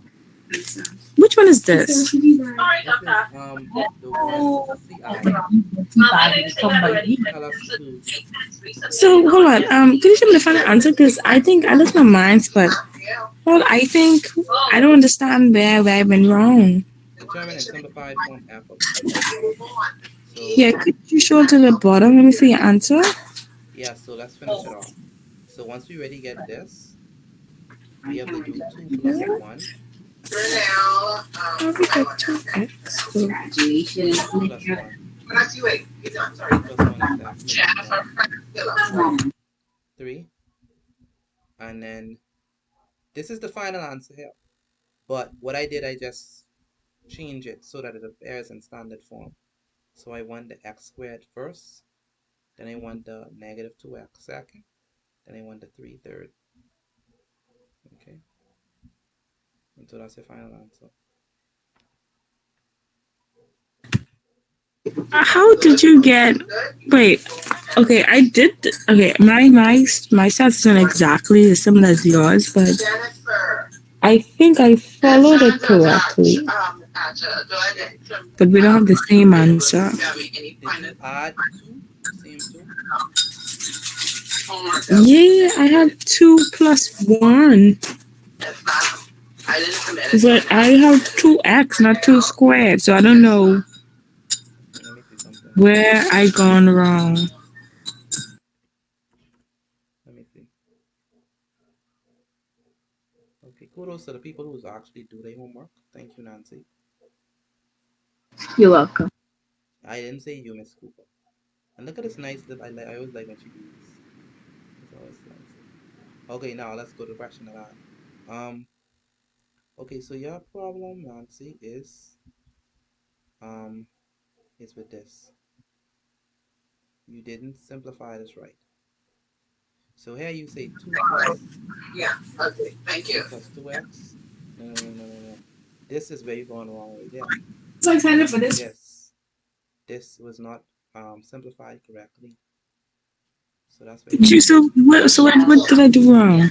Because I don't. Because look, you have the 2. You have the 1. Mm-hmm. You have the 2x, right? But it's not supposed to be positive 2x. It's supposed to be negative 2x. Plus, you did not have the x squared. So look carefully, right? Look. You have the 1. First of all, this is supposed to be negative 2x. And then you did not put the x squared. X squared. Okay, so it says negative 2. Negative 2 plus x squared. We just showed how we get the x squared. We did the FOIL method. Thank you. Yeah. X squared. You will go back and show me, please, because I don't quite understand it. So what we did is we multiplied the 1 by the 1. The 1 by the x to give us negative x. The x by the 1, the negative x by the 1 to give us negative x.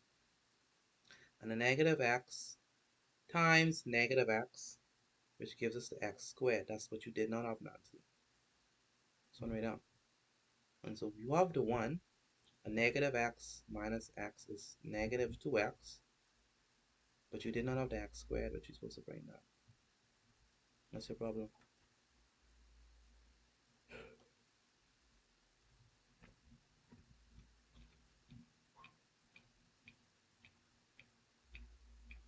So that's where you're going wrong.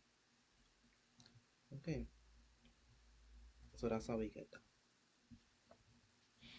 Okay, moving right along.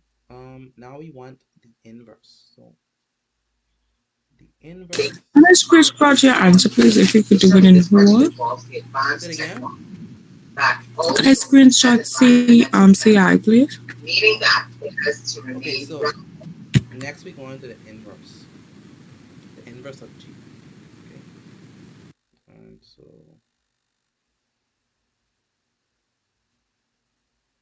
this is that. Now we're going to inverse the inverse. Thank you. So the inverse is not hard either. We could do the inverse in a few steps. This way, sorry. So the thing about the inverse is that the first thing you do is you write your function out. That's the first step. Write out the function. The next thing you do is, instead of using g of x, you use y for g of x. So you replace g of x with y. So step 1, write out the function. Step 2, replace g of x with y. Step 3, switch x and y. So you see here, y was here, x was here. We switch them, so we interchange x and y. So let me do it again. Step 1, write g of x. Step 2, replace y with g of x. Step 3, switch x and y, interchange x and y. And then step 4, solve for y. And so now solving for y, we get that we send the negative 1 over, we send that the 1 over becomes negative. It still is negative y here.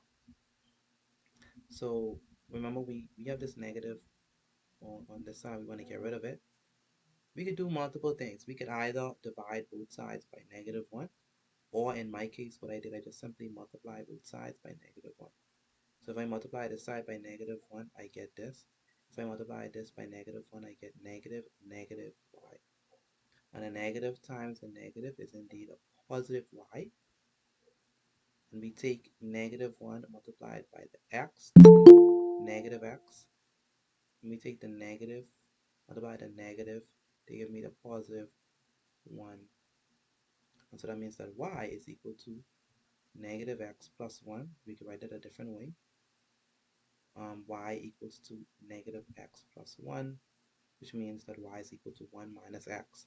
And then your inverse function is going to be exactly what you get for y, which is 1 minus x. In this case, though, the inverse function is the same thing as the original function, but that's not always the case.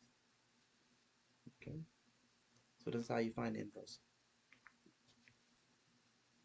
Any questions on finding it? I was close. I I put it over 1 to try get x by itself. So, yeah, that's my mistake because I got it. Just put x over 1 to take the negative off of it. You could divide both sides by -1. Okay. Yeah, but when I did that, I got a positive x. So No, see, when you divide both sides by -1, your answer is right. When I look at it, your answer is right. You just didn't. That's just a different way of writing the same thing I have. Let me show you what I mean. Where's your thing? Yeah, this is exactly what I have. Because wait. Before I go ahead and verify it, y. You didn't interchange x and y, Nancy. So you said y equals to that, but you did not interchange x and y. That's your first problem. what do you mean by interchange? So that means that x becomes y becomes x. So if you look carefully, right? If you look carefully here, this is y minus. So it is y equals to 1 minus x, right? Right? You see this line?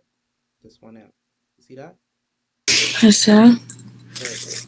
At this point, notice my next line. X becomes y, and y becomes x. See that? You did not do that. Oh. You interchange x and y. Right? Then when you interchange x and y, then you solve for y. Okay, that's what you do. Okay, so that's what you're supposed to do. Then you get y is equal to 1 minus x. Yeah.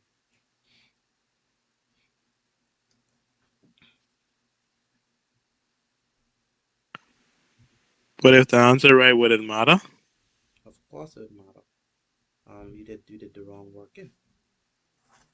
This thing for. So they would give me points for that? They give you points for the right answer. Okay. You wouldn't get the point for the working.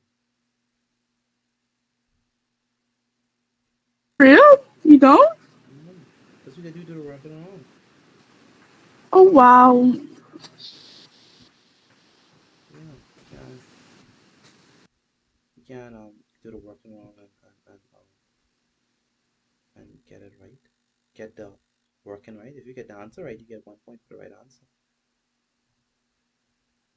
This out of 4, right? Out of no, this question only out of what, 2? Let's see. I think this question only worth 2 points. Oh, 3. No, it's only 2 points to find inverse. Okay, so yeah. Let me give y'all another one so that y'all get some practice with it. So let's say, for example, I give y'all the function g of x is equal to, I give y'all the function g of x is equal to 3 minus x. And I say find G inverse. Okay. So someone do that for me, please. Find inverse of G.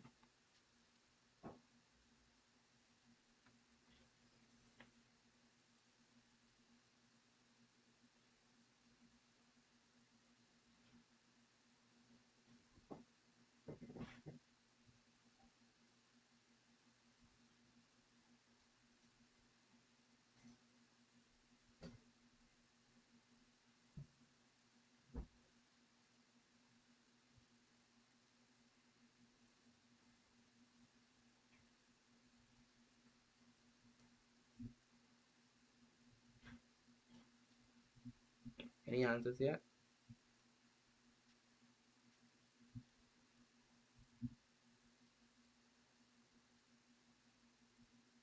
Hello out there. Hello, hello.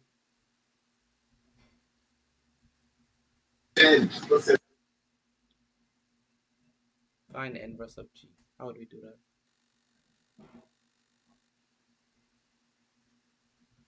I'm just still working it out. Still working. Okay.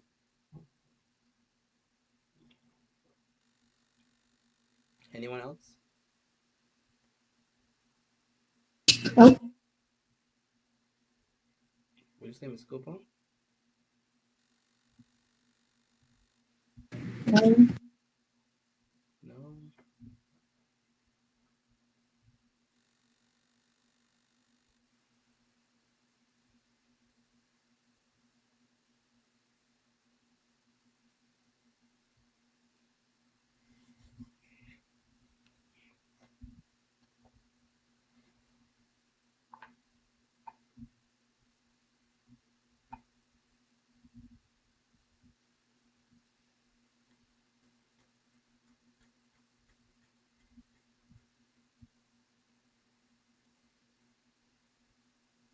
Okay, shouldn't take us that long to find inverse. Bethel, what you get?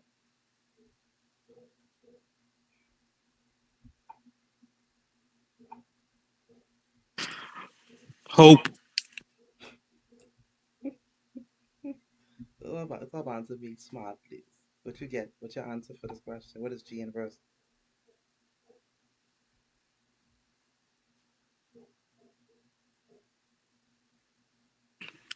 Would it be? I, I ain't too sure actually. You ain't too sure? So you I almost done. almost done? Anyone else?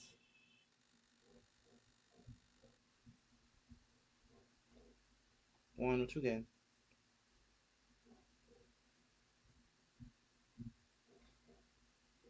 Alicia Rapley, what did you get? And Ricardo, what did you get?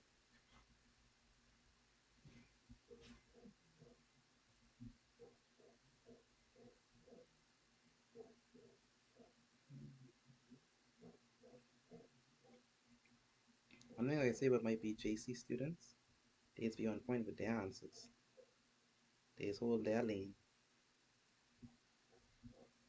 Yeah, my BGCSE students, I know. What's happening? All right.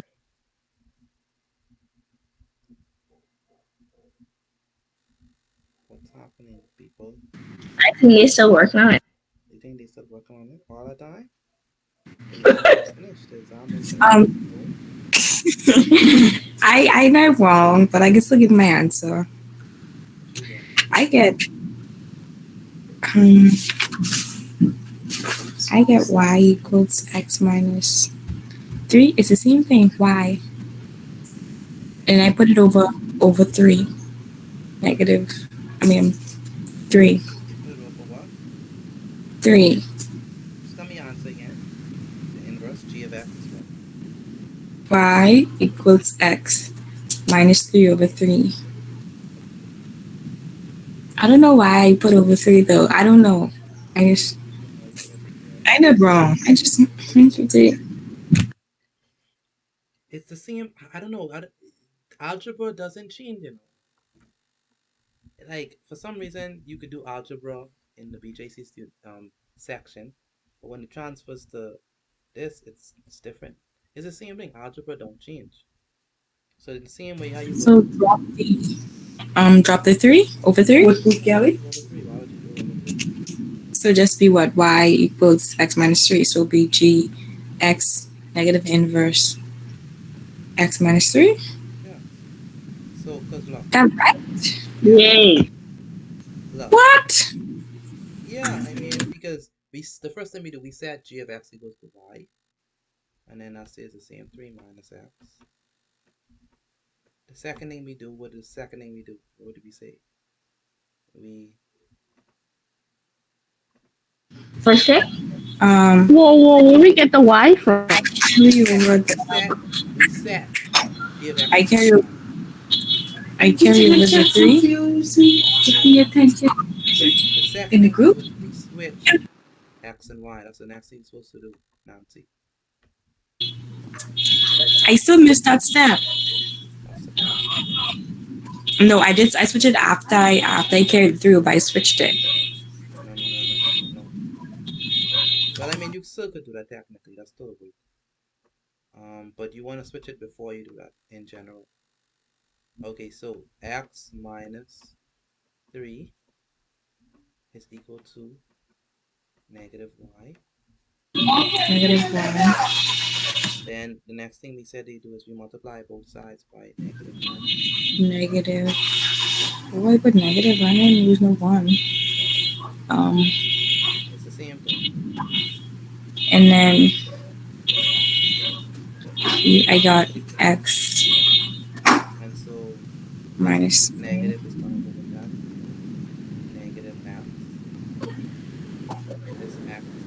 This negative is going to go with that, giving you a positive 3 negative and a negative is what?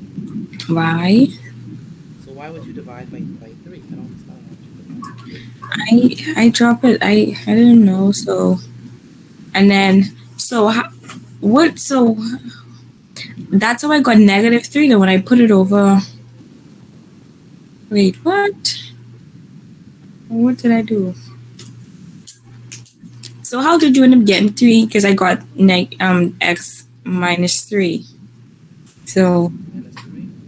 Uh-huh. X minus 3. I don't understand how you got minus 3. You mean how? Oh, when I carried over. It carries over as x minus 3. Yeah, when I carried over the 3, I didn't subtract it. I just left it as a plus. Oh, okay. Yeah, so. Okay, so that means that y is equal to 3 minus x. Isn't it? So that means that the g inverse of x is going to be equal to 3 minus x. So it's the same thing. In this case. That's the reason I didn't want to say that, because I was stupid. It's the same. Like, oh no. I can't get 3 minus that because that's the question. It is the same. 5 for you think it's for us? It's the same. It's the same. Yeah, I'd say 5 for you think it's for the house? Wow, that's interesting. Okay, so let's do another one. So, Mr. Petit, you mean in doing that then? I did. Yes, because it's literally what I changed was this. This was 1 in the question. All I changed this to 3, and then I caught on to that, but I say like, hey, no, you can't do that. Hack like that. Come on, like, That's how it's work in general. well, no, not in general. This is for this question. It's the same thing, but the steps remain the same, right? In this question, the function and its inverse is the same for this question. And for these types of questions, So, Miss Petit, if you change that 3 to 4, it'd still be the same thing or no? It'll be the same thing. Yes, sir. Go ahead, one. Never mind. I ain't looking at it now. Okay. Can we add this topic to Sunday? Certainly. No problem. Okay. I want us to do one last first question before we go. But So we need to, so just to be clear, Angel still is tonight, right? Yeah, English does tonight. All Remember? right. Yeah. Hmm. Can't shave off English now. English is important. Um, so say you have 5 plus x. What's the inverse? So find g inverse of x.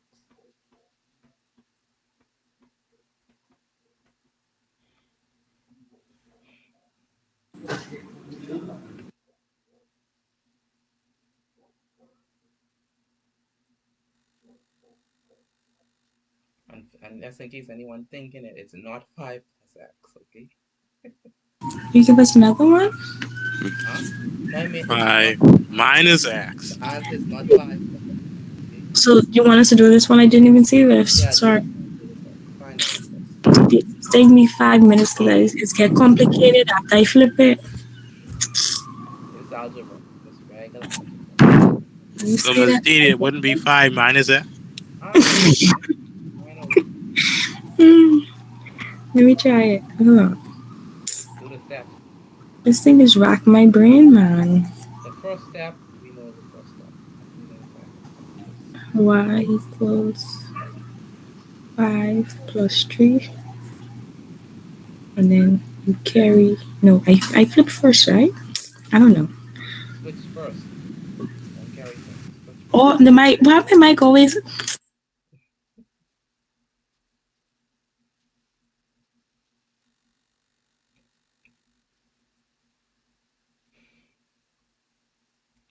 Carter 1, Alicia. Any there for me for this question? Cooper, Kennedy. Let's go. It's just I try and I get some. Okay. G x inverse equals 5 minus x. say 5 minus x, okay? Yeah. 5 minus x. Anyone want to second that? Give me 1 I, minute. what I got is 6. But you ain't And then stuck, 5. man. Say it again. I stuck on this. You stuck. So what I got was 6 What? inverse. Wait, not 6. Why I keep saying 6? Okay. Do it again. Okay. G x inverse negative 1 equals x minus 5. Now we get x minus 5. Yeah. We get x minus, someone get x minus 5. Mr. Petit, Hmm? I don't know what's going on, right? But I got negative x plus 5 over 1. The reason I put it over 1, negative 1, because my y was negative y at the end. And I didn't want it to be a negative y. So I put it over negative 1. So it'll be a positive y. Is that wrong? That's right. You could do that. Okay, so you're saying negative x plus 5 over 1? Over negative 1 Over equals y. equals y. So f inverse is negative x plus 5 over negative 1. Yeah. Is he not wrong though? Because you say human beings supposed to. Am I supposed to what? You just say being supposed to divide nothing. I mean, in this example, you didn't need to divide. But you don't know I skipping this question on the exam. No one gotta ask me for this. You don't have to skip. I mean, it's just write something. So the first step, we're gonna set y equals to 3 of x, right? And then we say 5 plus x. The next step is what? You flip the x and the y. You interchange them. Flip it. Not flip. Please don't use the word flip. It's switch or swap or interchange. You just say flip though. It's even I I didn't was say flip. I said switch, swap, or interchange. okay. Okay. All right. If I said flip, I You apologize in advance. replace. You Yeah, said. replace. Okay, so 5 plus y. So we switch x and y. And then now we solve for y. Solve for y, like using algebra, like Solve for y. It ain't that deep. So when we send this over, x minus 5 equals y. I understand why some people still getting negative. I know where the negative comes from. So the answer is x minus 5. Hold on, ain't no way. You just say. That's it. It's Then we with T. divide both sides by negative. Remember, we multiply both sides by 1 or It's negative. with T. I did that. Why would we do that? Why would we multiply? Oh, ain't no way. Miss Beauty, die righteous. Why would we divide both sides by -1? Why would we Die righteous. What do you please? So you could take off the negative from the 5. Why would you want to take the negative from the 5? We don't have to What? do. We don't have to In, do that. please. No, we just trying to solve for y. We have what y is. Why we have to multiply both sides by -1. See, the only reason why we multiply both sides by -1 is because this is negative y. Okay. Okay. We already have what y is, so we don't have to go to that. All we need to do is I think that was a little confusing because the Y usually should be on the left side, the other side. That's nice. but when it's on the right, you get a little funky. So I y think equals to x now. minus 5. Thank you, Kennedy. Thank you, Juan. Yes, I got some right for once. I can't believe I get. So g inverse. I showing our yellow flag. I can't. Not even a white flag, the yellow flag. So g inverse is gonna be x. So 5 minus X would work too, right? 5 minus x? No, that's different. No? Okay. Different. That's Mr. Petit, but go ahead, please, because you could have forewarned me. I didn't That know. I didn't know. wow. I do all that just to say that they ain't right. All right, it's cool though. It's called learning. We all learn. It's fine. It's fine. Yeah, it's cool though. I raised the flag. I can. It sounds like you could be all right. If you fall off your bike while riding it, and training wheels, you still could learn how to ride a bike one day. Keyword retire. Mr. T. That's the yellow flag. Yes, sir. T. Speaking of flags, did you know that it's illegal to raise a foreign flag without having a Bahamian flag next to it of the same size or bigger? Wow, did you know that we have language right after this? No, I actually didn't. No, I I didn't know did. that. I didn't know that. Okay, you didn't know this. I didn't know that. I did not know that. Is that true though? Yes, sir. It's true. Wow. Yeah, you Thanks, can't man. raise a Says who? foreign flag as a standalone. Says who? That's the law. Where you get that? Wait, are you finding this, Mr. I'm Mr. finding Bethel? it. Wait. Send me the article. All right. I ain't saying you're wrong. I'm just saying send me the article. It sounds right. It sounds reasonable. But yeah. Send me the article. Okay, so wow, we getting into English late. Sorry about that.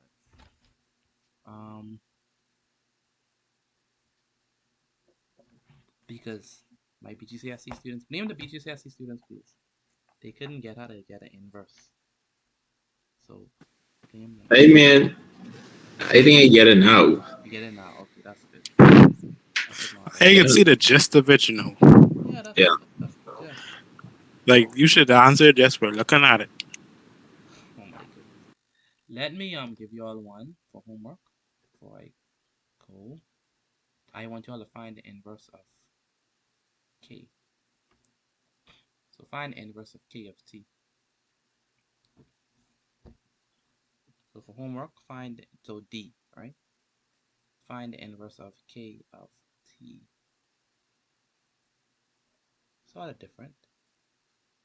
The inverse of k of t and the inverse of h of t. Tell me what those two are. The inverse of k of t and h of t. For homework, do that. Alright, so yeah, so let's get into language because that's a lot from arts. Now we could go into something that everyone could have a say in. Finally, that was long. Math's just becoming tough these days to teach, man. I don't know. Yeah. Probably have to find a different subject like home ec or something. They saying who make it easier? Home ec or like something like family life or something. Where I just ask you your opinion and you move on. Part two.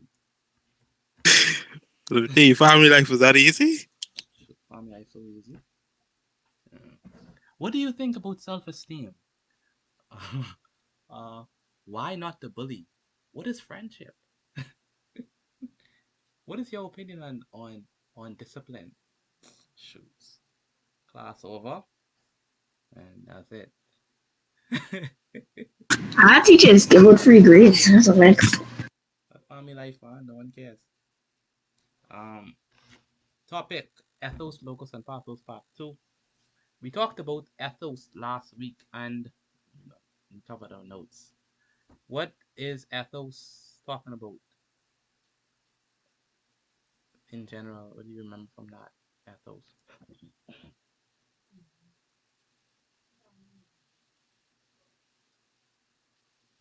Come on, you could speak the same, please. Can they? Yeah, let's go. This is not math. What do you remember about ethos?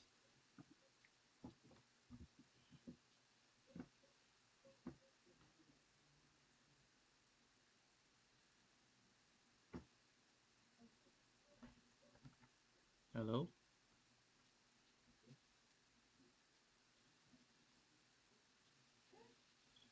Hello? Hi. Yes. Hello. Can y'all hear me? Yes, sir. Yeah, I was asking, what do y'all remember about ethos? That was literally a day ago.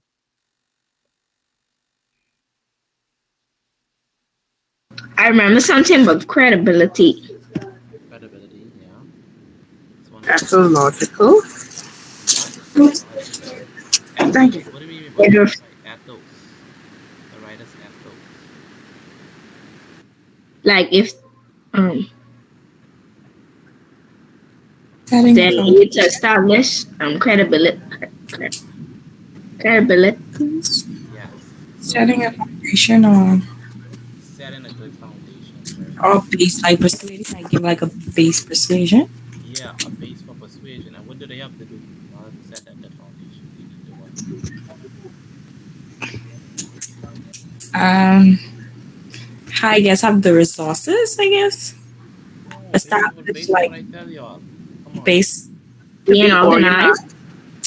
Oh, They must, in order to, this is ethos now. Follow me, this is ethos. foresight. Credibility. Respected sources. They must, someone said that they must establish Study their and respect. credibility. Credibility. I said it. Establish their credibility. But you So, know, the first thing I say. yes, in order to be persuasive, right, the first thing the writer has to do is to establish their credibility before the audience. Okay? So they must gain the confidence of the audience. Like, make sure that the reader trusts them, right?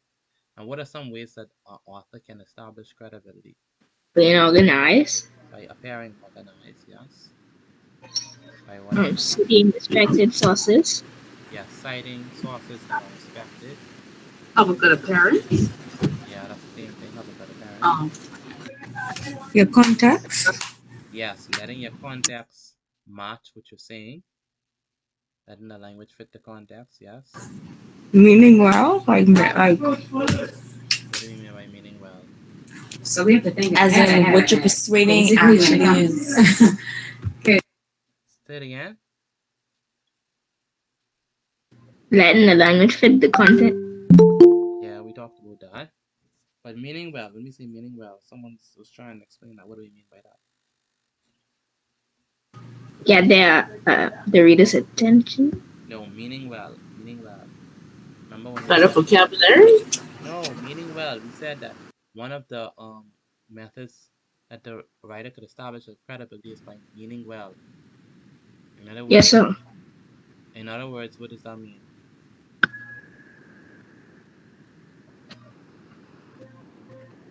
Meaning well, that was one of the things that we talked about.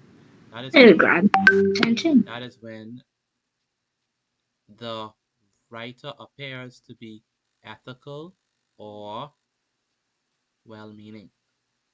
So we talked about this at length. I'm surprised y'all didn't understand. Miss Betty, I didn't want to say exactly what you have. I was thinking I had to put in my own words. Oh, okay. Yeah, so well-meaning means like it sounds like you have the greater good at in thought or in your mind, and you're not just thinking selfishly, and you're not just thinking for um your own selfish ambition. You're thinking for the best good of everyone and the best good morally. Okay? And so once you appear to be well meaning and rational and not and not biased, then you could be persuasive, you know. People will believe you if they see that you are trying to be reasonable. Okay, so that's ethos. Ethos is all about establishing confidence in your work by establishing credibility. Okay, that was one of what Greek philosopher we said. Talk about the three ways to persuade. What was his name? Aristotle. Aristotle. And what was the name of his treatise where he talked about that? What is the name of his treatise where he talked about the three main ways to persuade?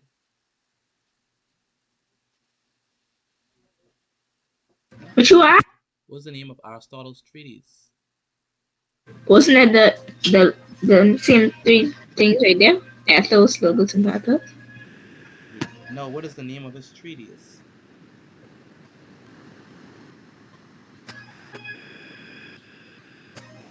His treatise was named On Rhetoric.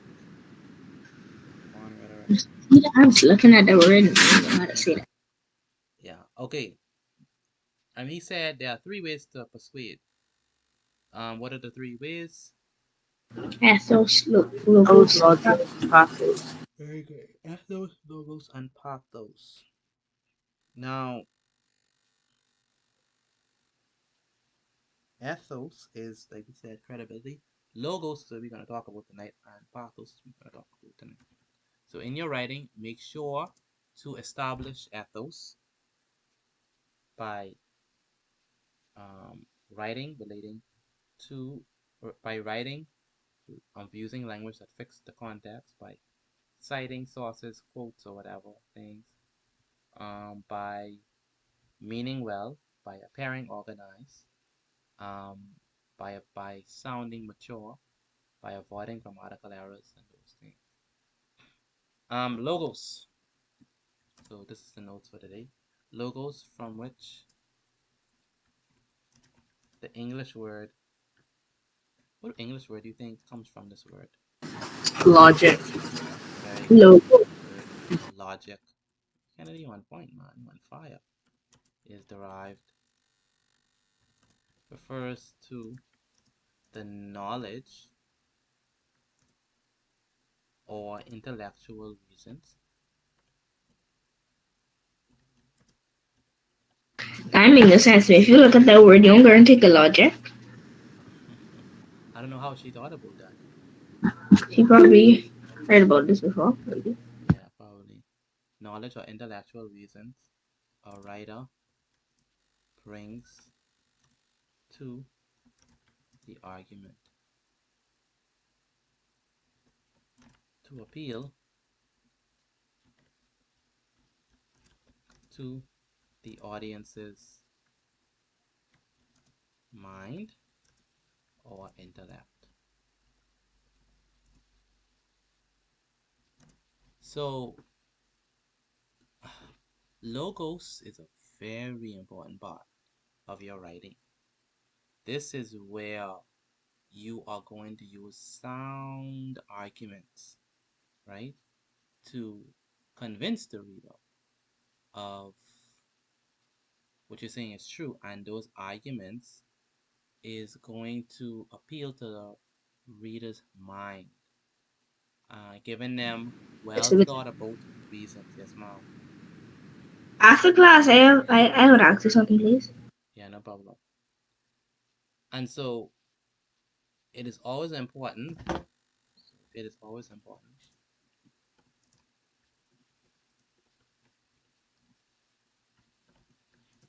Sorry, important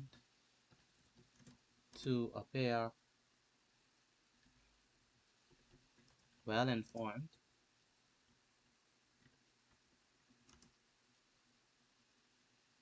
when posing arguments, and the best way, that's true, and the best way what's the best way to appear well informed on arguments on a specific topic? Look, What's the best way to appear informed?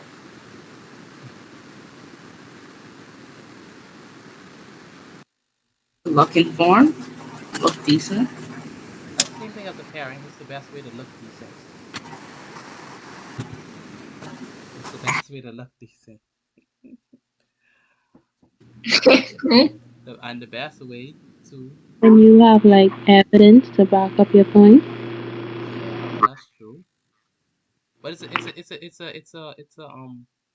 a smart answer that I'm looking for. So it's also important to appear well informed when posing arguments, and the best way to do so. I'm surprised it's back. Only in snipping it. I give that. Right, me. No.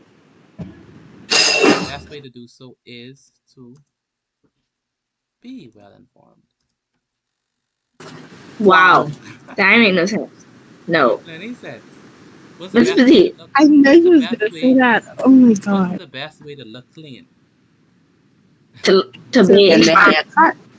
Oh, To be clean, right? If you just trying to say, oh, I just trying to look clean, you know what I mean? I just want to look clean, and you ain't really clean.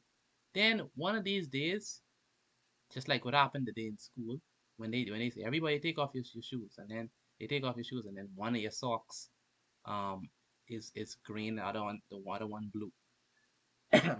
You're like, oh, you look so fresh with your Nike shoes, whatever. But wow, why you have one green socks and one thing? Exactly, right? So it's the best way is not the people saying, oh, how can my writing improve? How could I sound good? Well, the best way to sound good is to actually be good. The best way to look decent is actually be decent. The best way to sound smart is actually to be smart, right? You know what I mean? Um, if you say as someone who sounds smart, it ain't because they sound smart. It's because they actually are smart. They ain't pretending, right? They actually know what they're talking about. That's why they sound that way. And so it's the same thing. Don't try to be something that you're not. So you have to um actually go through the process of learning so that you can sound like someone who know what they're talking about. Some people be like, oh, how do I write a good essay? Well, when you know how to write a good essay, you will know how to write a good essay. Like you'll just be well aware enough. And so it's important to be well informed or to appear well informed. The best way to do that, you have to read. That's why we always say read, read, read. And the things I gave you all, the SAT past papers, I hope you all are using them. Those are so good because they cover a wide range of topics and current topics. They cover topics like feminism. They cover topics like genetic modification. They cover topics in agriculture, in science, in philosophy. They cover a wide range of different topics, and they're short and to the point, and they're a good way to improve your vocabulary. Or you could read other things that are also good, and so that way you will actually be informed. And so you'll be surprised. You may think that it doesn't make sense. Also, read Bahamian history too, because you could always use Bahamian history, like stuff like the Making of Arms book. Those are good things just to read because they'll help you to know the history of the Bahamas. So when a question come on, say, on farming and stuff like that, you could always point to how the Lutheran adventures they failed with farming and how it is really not a good idea. Or you may say it's a good idea because even though they did fail, they had great successes. They did have a lot before they failed. And so it's important to read, know history, be informed so that you could talk like you are informed. Okay, so that's important. Writers, however, must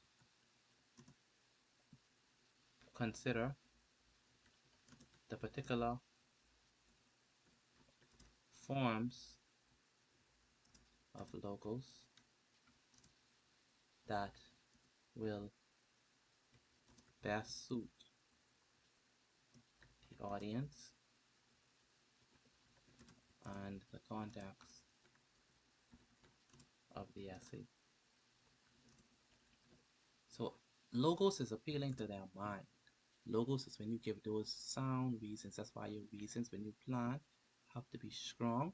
That's a great way to persuade the audience. Not only are they looking for are you appearing organized and being well-meaning, but they're also looking to see how strong your arguments themselves is. And I'm telling you, the only way you can make strong arguments, you have to be informed. You have to read. And if you don't like reading, watch a bunch of YouTube videos because they are good ways to also get knowledge too and gain information on a wide range of stuff. Like get informed, know a lot so that you can be able to speak about a lot and so you can be able to speak on it in a balanced way. Some people know so little about a topic so that the arguments that they give, you could find a bunch of loopholes in them because they're not balanced and they're not well thought about. They're immature, and so you don't want to sound immature in your writing. Arguments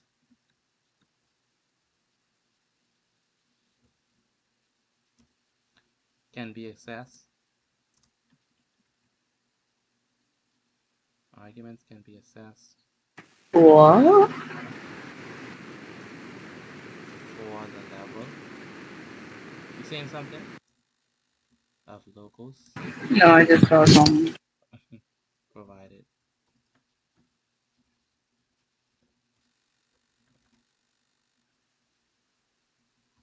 Now, why do essays unsuccessful? An essay is unsuccessful if the knowledge presented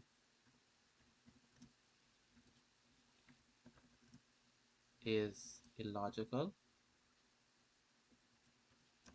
That means you think it makes sense, but in actuality it don't really make sense.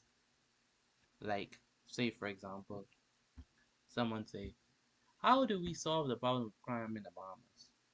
And then you go in there and say, oh, to solve the problem of crime, that's an easy one. All you need to do is to make more beds in Princess Margaret Hospital, and that'll solve the problem of crime. Because if we have more beds in Princess Margaret Hospital, when a person gets shot, we carry rush them to the hospital, and then since we have more beds, the doctors could be able to get them quickly and they wouldn't die. Now, to you, that you think that makes plenty sense, but why doesn't that make sense? It doesn't talk about the issue. It kind of does, right? But Because it does No logical reason. it's not a logical solution, right? It's not a not logical solution. not stopping crime. Yeah, the eye stopping crime. You know what I mean? It might stop the deaths, but there's still a problem. The problem is that you see when you touch the core issue, why are these people getting shoot? You understand where I come from? Like you talk about, you know, dealing with the problem after they already get shoot. Like why are they getting shoot in the first place, right? How could we stop the gun from being, pulled, right? I mean, how could we, not have these guns in the streets in the first place, right? And so that's something, you know what I mean? Or someone say, in order to solve, because you know the Bahamas have high rates of diabetes, stroke, and stuff like that.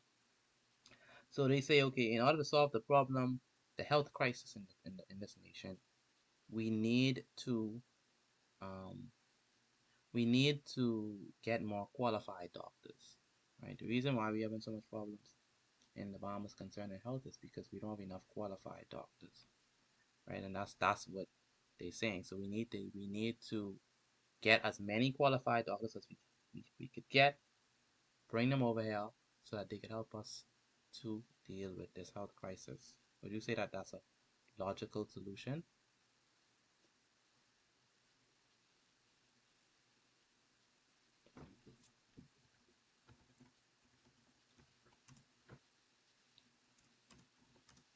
No one answering?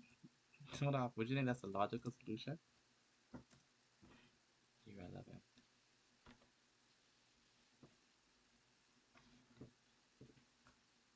Oh wow. Am I here? Am I audible? Can y'all hear me? Yes, so. Yes. Yeah. Do you think that's a logical solution to solve the health crisis in the Bahamas?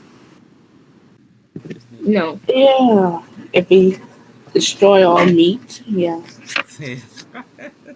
I never said nothing but destroying all meat. Why you going to that? Why you getting to that? Smithy, that's so sleepy. You sleepy? Is that your way of saying cut English short? No, I just Huh? no, so.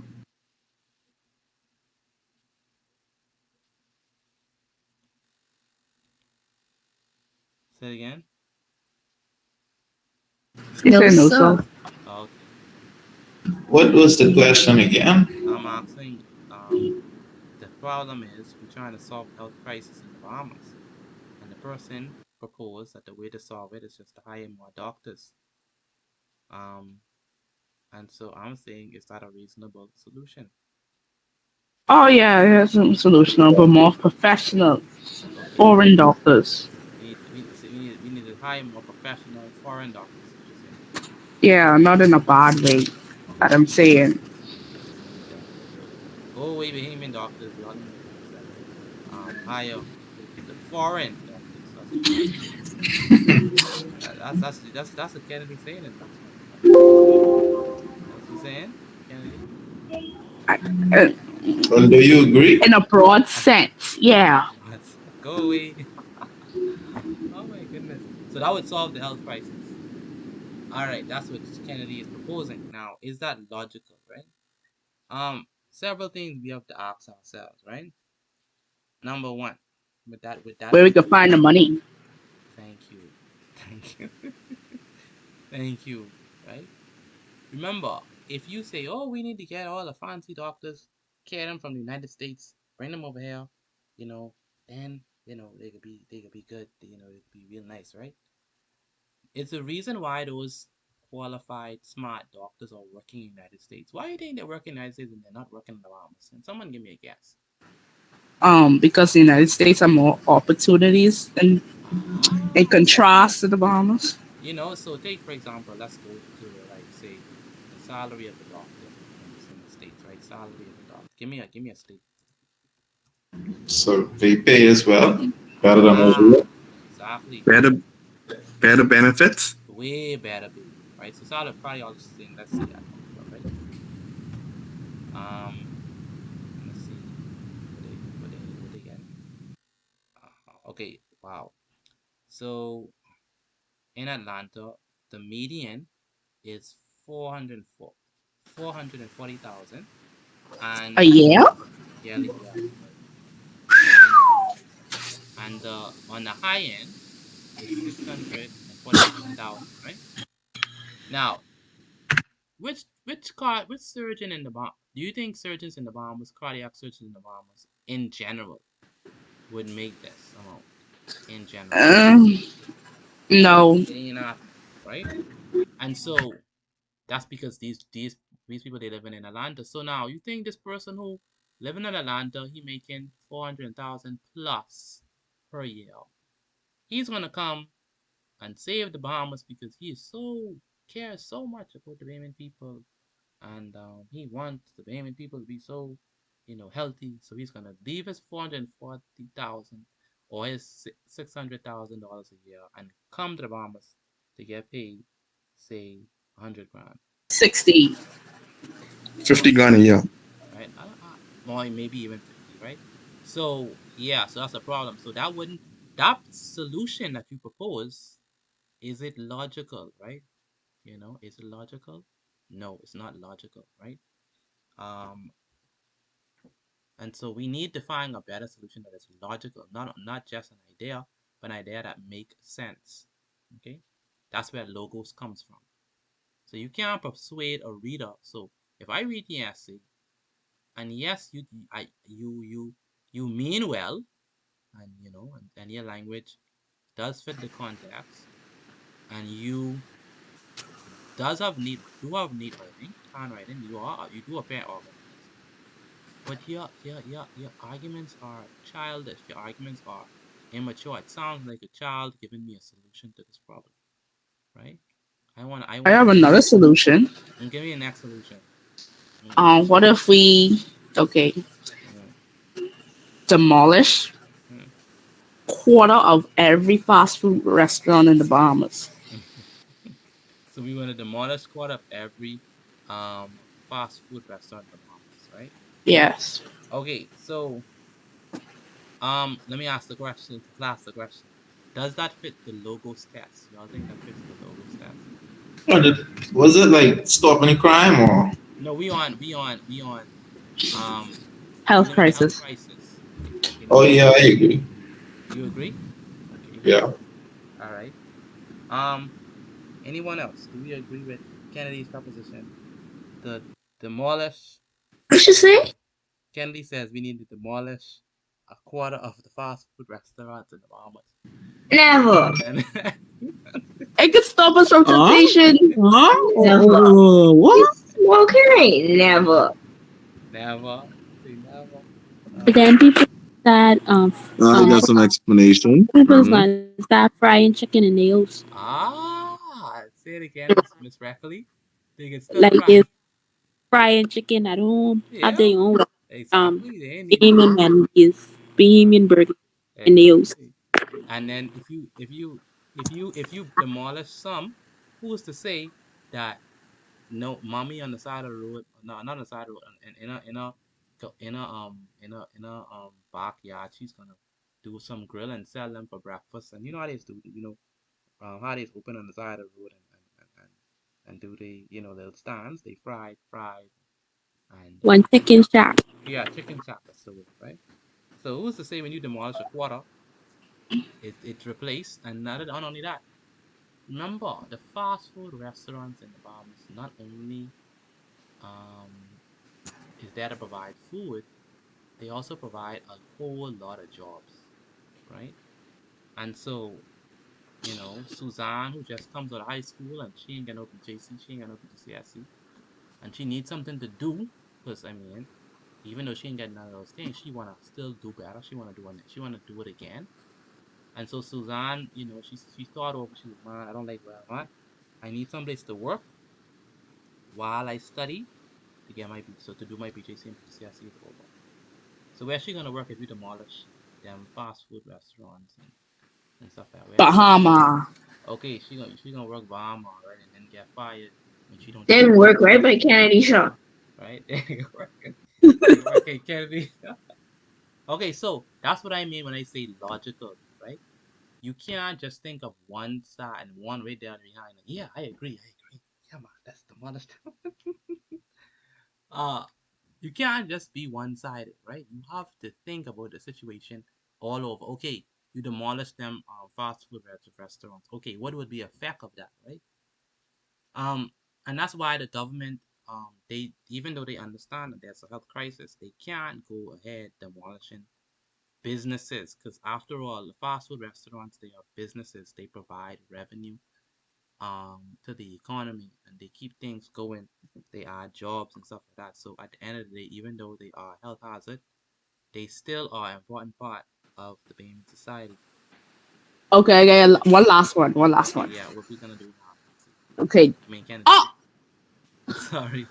What we gonna do? this sounds Yeah, what we doing absurd, next? right? This sounds very absurd. What we gonna do? But how about this? Uh-huh. We take all the meats that we have in the Bahamas Uh-huh.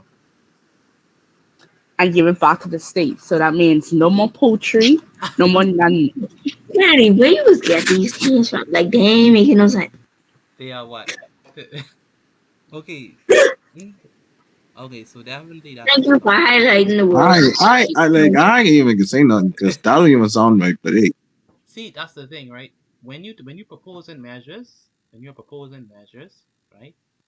Always um err on the side of slowly developing. What I mean is you don't wanna you don't wanna bring on or suggest things that are number one wide sweeping and number two that are so abrupt. You see what I'm saying? And so what I mean is that like how you talk about um taking all of the meats and sending them back, right? Um a better response, even though I don't agree with this response, but I'm saying a better way instead of being so widespread and so abrupt, right? You can say some or a portion, instead of all, because all sounds so abrupt. Because obviously everyone will agree with that.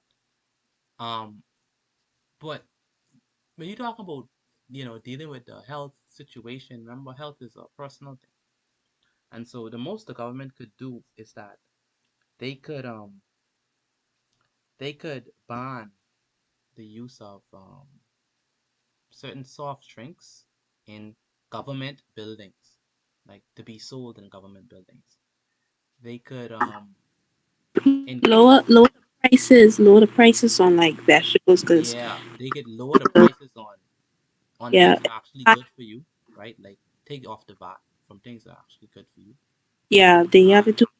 yeah, and increase the price on those things that, as a general rule, show to be linked to, those cardiovascular diseases. They could increase public health awareness by doing like, health programs, by, doing like health campaigns, doing like free screenings, um, and free consultations, in the public parks and stuff like that. They could have health seminars going on just to increase the public awareness of the health crisis. And hopefully, by increasing the public awareness, people could be aware of what's happening, and then they could make the personal decision to individually change. Because at the end of the day, um, it's the person individually that needs to change, so that um, the whole health crisis could stop. Because if you say, okay, get more doctors, the doctors still could be dealing with people who like to do things bad to their body. But if we could deal with the person themselves and they could come to the realization of what's wrong, then they would have less visits to the doctor, and then the qualified doctors that we're trying to get wouldn't be needed, because we would in general be more healthier persons. You could you could deal with the sidewalks and try to make provisions for cycling, um, like people who want to cycle instead of drive. And You could, promote more health awareness inside schools, because yeah, like how yeah, sure. So if you teach them about eating healthy and you serve that at school lunches and stuff, yeah, then so you Let's know. be honest, no man can listen to Mr. that. Petit. yeah. Make a requirement for the vendors to have an option for those people who rather have like a salad or something. for it. Yeah, like make an option. They don't have to serve only that, but they should make an option whereby they should make a health option. And Will it make it so expensive though? didn't make it sense. That you know how that vendors will go. Yes, ma'am.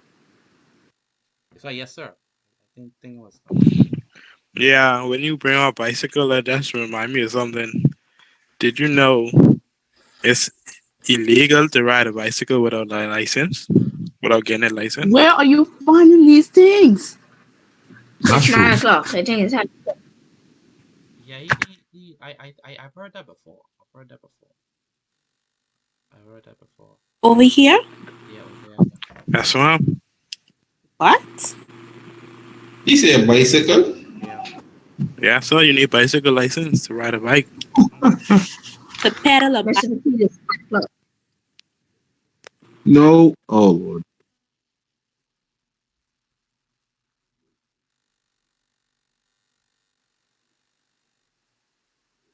All right. Mr. Pathos, where are you finding these? Um. See, the place where I work, a lot of high profile people is coming there. So there's be Ah, like lawyers and stuff like that. So Oh. when they get in, they talk, they say a little stuff. Oh, okay. It's there. Okay. Okay. makes sense. Um. The next one is Pathos. Um. That's the last one for the night. Pathos. So make sure that your stuff makes sense, please, and it's well thought of. And people get stuff wrong in the essay when the information that they present is not only does it doesn't make sense, but it's not enough. So it's not well rounded and it's irrelevant. That means it's not a part of what they're actually supposed to be saying. Okay? And so that's the thing. Pathos. So pathos from which the English word. Anyone get yes? English word. country. Compassion? No. No, not compassion. No. Close though. Pathology. Pathway. No, Pathway? no. Path. Close though. Pass. Very close. Pass. Passion? Path is a part of it. So Pass. Passion? Simple. Oh, wow. Compassion. oh my goodness, it's already on the screen. It's right there. I was trying to use my own words. First to the writers. Attempts to appeal to the readers. What? Emotions. It's what attempts right here. Emotions and what? Feelings. Humans are often urged by two actions. Mr. T, Yes, ma'am. when you start doing these classes, What classes? like the Bgcse classes and stuff. When I started? Yeah, because I see like you used to do them like 5 minute video on your channel. But are you ready and stuff like that. So like You still doing that? The open-handed classroom. I see that too on YouTube. Oh my goodness. bro, I was scared in the nighttime, bro. You see, oh you Man, Mr. ready? Petit got fans, man. I see, I see. So you start off on Facebook, right? Emotional responses to, yeah, I would say to situations. Antidotes.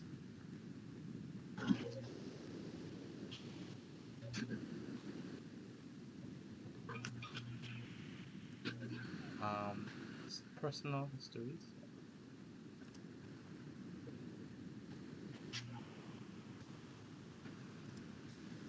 Or testimonies.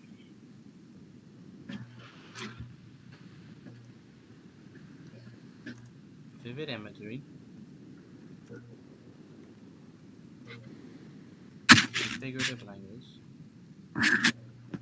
So this is where we're talking about how what you actually gonna put in your essay to give it an emotional feel. Can affect readers emotion. Writers may manipulate tone and language in their essays, sorry, in order to elicit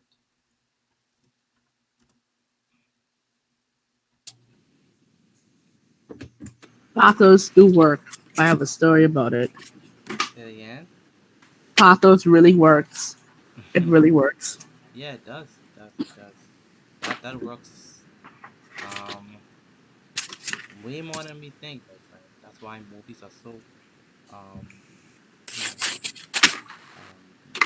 are so captivating.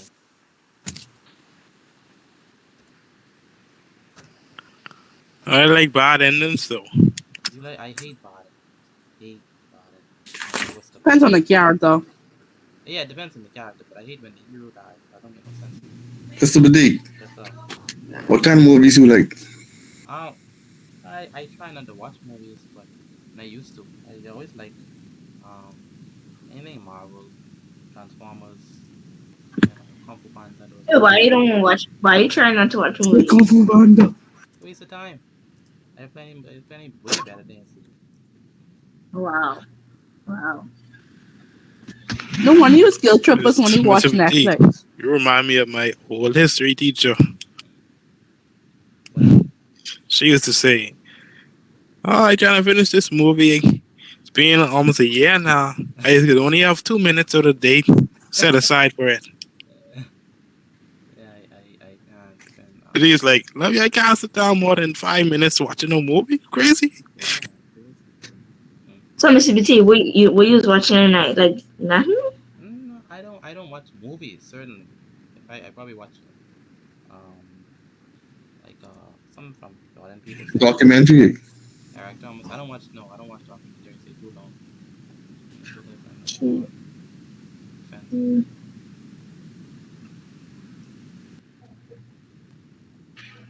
I feel like you do math all day. Oh man, Yeah. same. Like Ah, before you go to bed, like you do a math problem and probably read your Bible and that. well, I mean, I working on the past papers, right? So to get them nice for you all, I love to work on them before I go to bed, and that has forced me to sleep after like 3 hours of that. I sleep. I refuse to sleep. So yeah. So mm. So, what day you like don't have no work? Oh, Saturday. Yeah, boy. Saturday is rest day. That's Sabbath. But that's when you watch What's that? movie. No man, Saturday is can't. I don't watch Mhm. movie on Saturday. Saturday is when I go out. Not out, but get dressed, go to church, hang out with friends, stuff like that. Saturday? Yeah, Saturday, So he was a 7 day. 7 day, yeah, 7 day Venice. Oh, Oh, that's why you don't need no meeting stuff. Okay. Well, we have some 7 day Venice, so don't subscribe to that. So don't say that. I think y'all don't rob and clunk. What else? Which religion that is? So, Miss Bertie, is that why you don't do it on Friday? The class. Um, yes, that's why I don't do classes on Friday.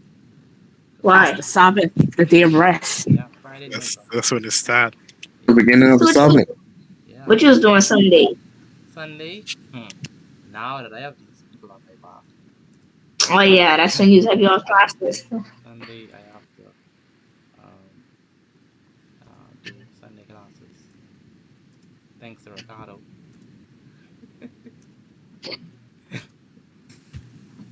But it's worthwhile, eh? Oh, that's your big session Sunday. Yeah, big session, big session. Big Miss Cooper is checking in on us, though. Yeah, she's checking in. School so nosy. My goodness. No, but I just think, and I was like, I wonder if they actually going. What I doing? Yo, so I was like, wow. Yeah, what do you mean? Wow, this is No, because like I told you, Crunch like time. joking.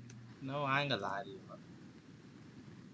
No, I thought she was like just joking around, like to see if they at least gonna come. Good night, Mr. Petit. Sorry, I stepped out for a minute. Yeah, you ain't miss watch. I did it? You sure? Because it looked like a lot of notes. You did really. No, I'm so sorry. I'm sorry. My coach came and Oh boy, yeah, real. That's something else. that's a whole different. Yeah. This time of night? Well, mother said she's becoming 3 o'clock in the morning. Things happen. Yeah. That's when Yeah, life happen. Yeah, man. That's Coach can never. I guess that's when you start. True. Yeah, that's when you start. You know, when you seen Bolt in the lake, yeah. No, quit down. They trying to live their dreams through you. I ain't getting into that. Anyway. Why is wonder what the way that the G triple S What did Mr. Bethel say? He said the reason why Pathos is important is because it's like the show. Really? Really? Okay, let's get on track, man, please. Okay, what did I miss though? Can I get like a quick recap? We was talking about you miss logos. Okay. I have logos. Remember, I wrote that down last class. Okay. No logos, not ethos. Oh, gee, bad night. Oh my goodness. Logos is when. Okay, let's pay attention to this. Logos is when we appeal to the writer's mind. That's when we give them logical reasons why our point of view is important. And the strength of your essay depends on the strength of your logos, right? How strong your points are. And we said that an essay would do well if its points are not illogical. That means they have to make sense. And if you provide sufficient information, if the information that you provide is not only but relevant, that means it actually supposed to be. Okay, could you give me an example to better understand, like related to like a passage or something? Well, we've been given examples. The example that we gave, the perfect example that we gave. Look at him, but like it can't be eyebrow. Charles. Except hey. Mute your mic. The perfect example that we gave was the example of solving the problem of health, the health crisis in the Bahamas. So, we have a lot of obese people and a lot of persons who are battling with chronic diseases, or we say non-hypertension diseases. These diseases you don't get through contact, you get them through lifestyle habits, and a lot of people in the Bahamas are struggling with those things. And so, a writer could propose that a way to solve that issue would be to, get more doctors, hire more professional doctors from all over the world to come to the Bahamas. That's a proposition. But we said that wouldn't be a strong logos point because getting more professional doctors wouldn't be a logical answer to the problem because you're gonna need to incentivize those doctors who are professionals to come to the Bahamas because number one, the money they're getting paid in those other countries are way more than what they get paid in the Bahamas. Two, the hospitals and the equipment and the conditions that are inside PMH is not the same like how they are in those fancy hospitals. And so what are you going to do to incentivize them to come? So trying to get qualified doctors who are highly on top end to come to the Bahamas from all over the globe internationally. To come to the Bahamas and they're coming from top end places and they have rich experience. You have to pay these people, and we don't have the money to pay them, and we don't have the facilities to really, let them do their work at best. And so that wouldn't be the best answer to solve the problem of the health crisis. Better, we talked about other reasonable solutions that are not abrupt and not so widespread. Solutions like increasing public awareness and incentivizing consumers to buy things that are good for them by raising the prices on things that are bad and lowering the tax on the things that are good. And those ways are more logical try to solve the problem of health, and also by increasing public awareness of health and stuff like that. Providing free screenings and doing health seminars and just giving the population a general awareness on health, and also yeah. So those would be more reasonable ways, and so that's a way whereby Okay, thank you. I understand that. Thank you. So what does the other one mean? Now we was on pathos. So pathos is different from logos, and it's different from ethos. Pathos is not about establishing credibility. Pathos is not about establishing you know or appealing to the mind and reason. Pathos is just about emotions. And so how do you make the writer feel in your essay? Very important part.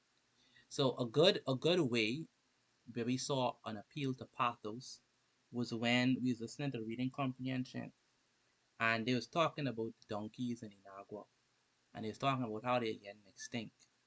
And Miss what's her name? And it was Henry and Jessica. Miss Jessica said, when responding to the man talking about how talking about how the numbers are declining, she said, "Oh, that's sad," as she said. And so what she did there was she appealed to the reader's feelings and emotions. So she utilized pathos there. So pathos is whenever the writer attempts to touch your emotions and your feelings. Movies do this all the time. That's why they have the That is soft. it. That's why they have the soft music in the background when it's a sad thing. Titanic kills this. It's an overkill for Titanic. They have that song playing all through that song, all through that movie. I never watched it. Sorry. Yeah, if you watch the Titanic, trust me, that song alone will just have you crying for no reason.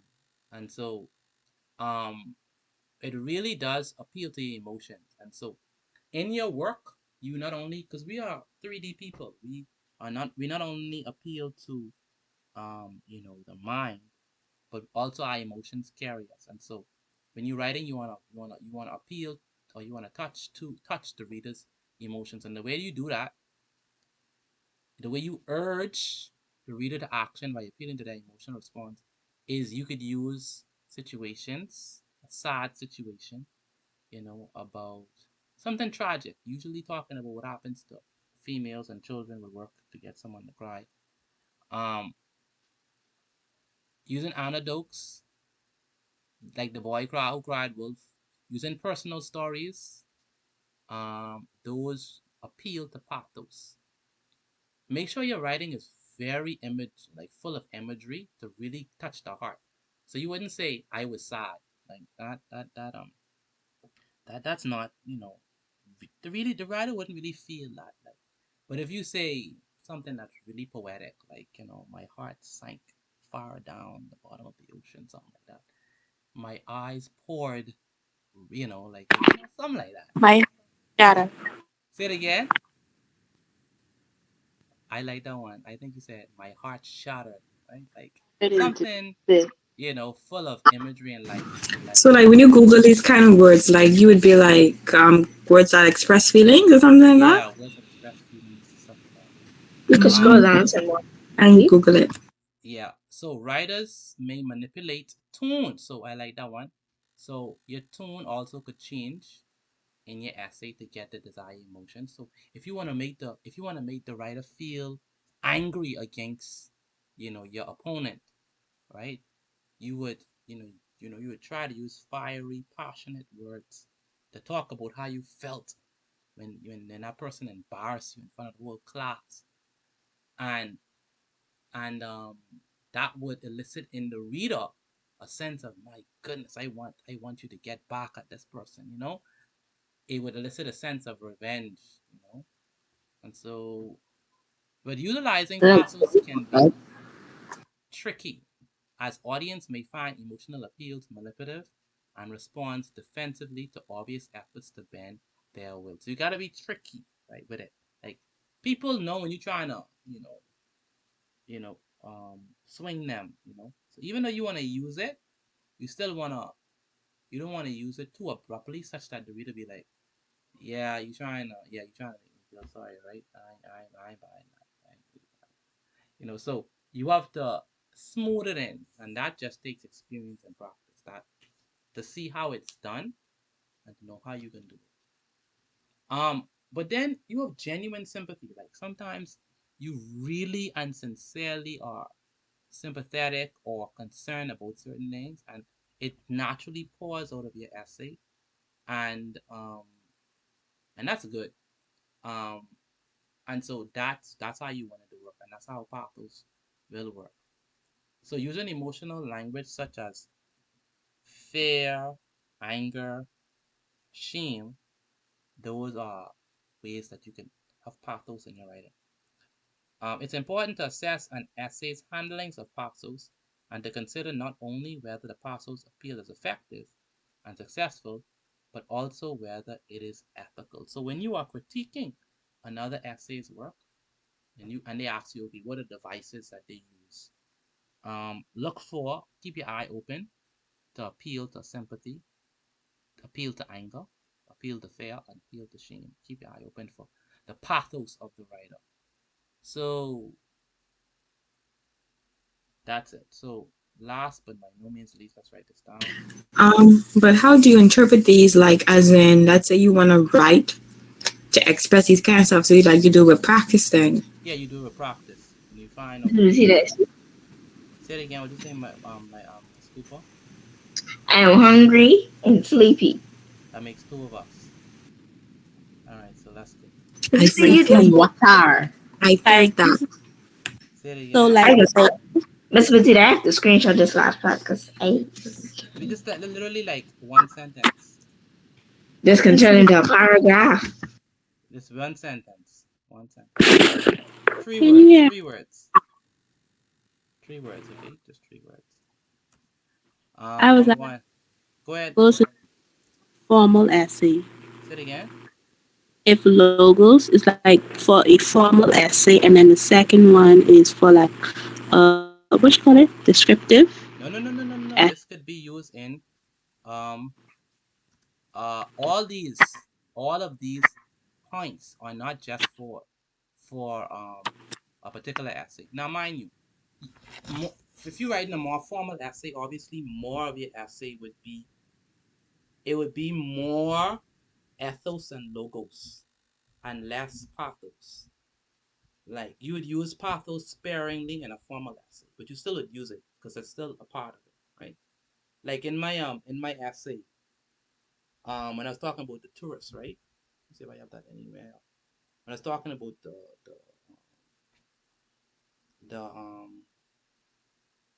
why tourists should why Alabama should keep the main industry to tourism, right? And then I start off by saying there is an innate desire in the heart of man to experience the foreign, to pursue the distant, to delight in unfamiliar, and to covet the unusual. This right here is straight on pathos. I don't know if y'all see that. Right? Right here, I am appealing to the reader's emotion, right? Even though I am factual and I am very formal in what I say, I am very poetic too, right? Because I'm saying, oh, there's a deep sense inside of our hearts to, go the distance, the adventure, to go beyond, to go where we haven't been before, right? And I say it in a So pretty deep. formal way. Go ahead. Very deep. Yeah, I say it in a very formal way, but I am appealing to their pathos. But I am also being logical with it because I'm saying that, hey, it is because of this desire to go where you've never been before, to experience what you've never experienced before. That's why tourism does so well. So I'm applying pathos to logos. Like I'm really making a strong point, but I'm doing it in a poetic way too. Yet I'm still formal. And so it really takes creativity to establish that blend. You know what I mean? To see how to really make that happen. But how do you write an essay to interpret all of the like, let's say, incorporate all of them in one, like, to make it a sensible essay? Because I feel if I just try to put all three of them in one, it's going to be like a all over the place kind of essay. It's not gonna be all over the place. Like when I wrote this line, I promise you, I was not thinking ethos, pathos, logos. I just was thinking how I could make my point and how I can make it sound good.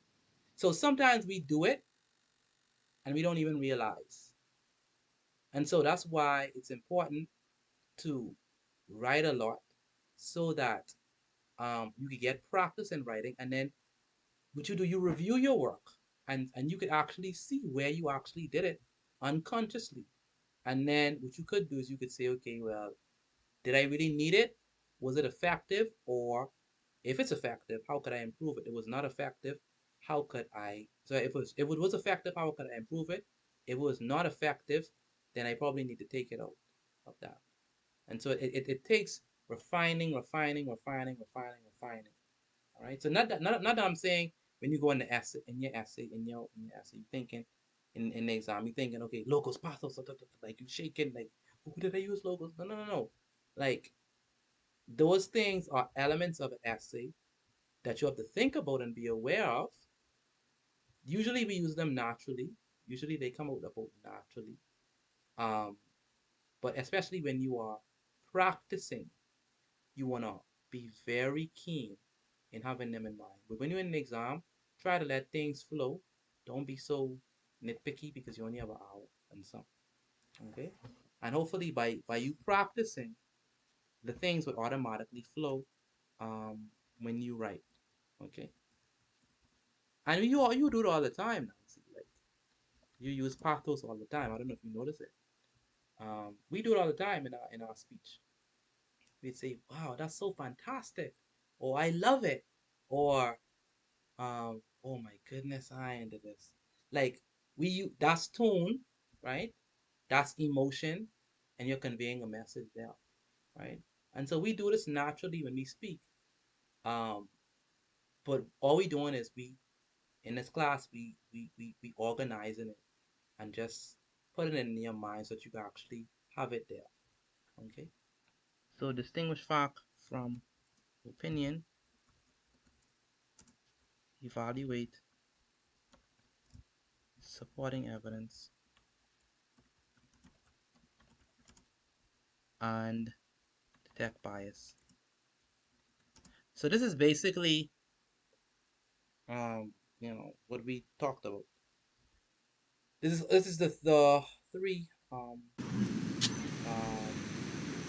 the three ways: logos, pathos, and ethos in one. So in your essay and when you're reading people essay, you have to be able to assess the writer's credibility. That's what logos, pathos, or ethos. I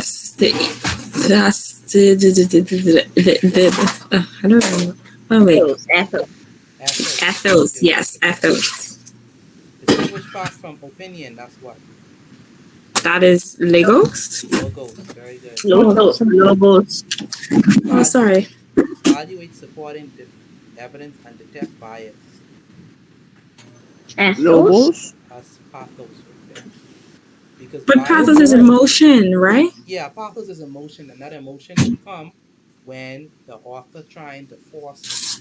When we talk about detecting bias, sometimes they might try to persuade you by their emotion to um to agree with something that is not actually moral. So say for example, you know, persons believe that from a biblical standpoint, same-sex marriage is not right, right? And so Amen. and so a writer might write something on same-sex marriage, and they may agree to it, and they might say, oh, they are hurting us and they are discriminating against us, and they making you feel sorry for them, right? But remember, when you are considering pathos, you must also consider, is this thing ethical? Right? So is it moral? Okay. Like for example, someone who was criminal, right? And they trying to make you feel sorry for them. And they write something so emotional, and you right there, oh, they shouldn't have given him 10 years in prison. They should have given him 3 years in prison. Why did they do that? Yeah, but you still have to consider, don't let their emotions get to you, right? So you have to detect bias, right? Sorry, YouTube. Y'all might take this video down, but you still have to be This able is to for detect, educational reasons. but you have to be able to detect bias, all right? And so don't let the emotions get carried away. Anyway, 9-1, so, and Cooper probably gonna shoot me in the short up, so. So it's nice to Try meet to Oh, you. apply Miss to him. Petite, you was in the chat. They talking about Yada and Wedding and Live and both. What? Why you Okay, I snitching thought. on me? And it, Because I told y'all I'm no longer your friend, so that's what I'm going to do. I They're do talking that to about. you. They're talking about. y'all Okay, right now, okay. she don't talk to I'm us. paying. Don't I talk wasn't to paying us. attention, Mr. but I Bede. saw some boat. Yeah, some. Yes, ma'am. Don't talk to us. Can I talk to you tomorrow instead? Yeah, no problem. All right. All right, everyone, have a wonderful night. I'll see you on tomorrow. This is the last night. I have a question. Good night, everyone. Good Except night. Nancy. Oh my goodness. Y'all Yes, just good leave me night, real. everyone except Nancy. Since we in France, except Nancy. Oh my goodness. Oh, you Good night, school Nancy. man, I am your friend. Nancy I am your man. friend. I am your friend. Well, I was born alone, so I didn't get die together, so I'll be just alright. If you guys are right, okay. All right. Have a wonderful night. Mr. Petit, I have a question. Yes, ma'am. I got a question, Mr. D. Okay. So I want to hear your opinion about this. So last week was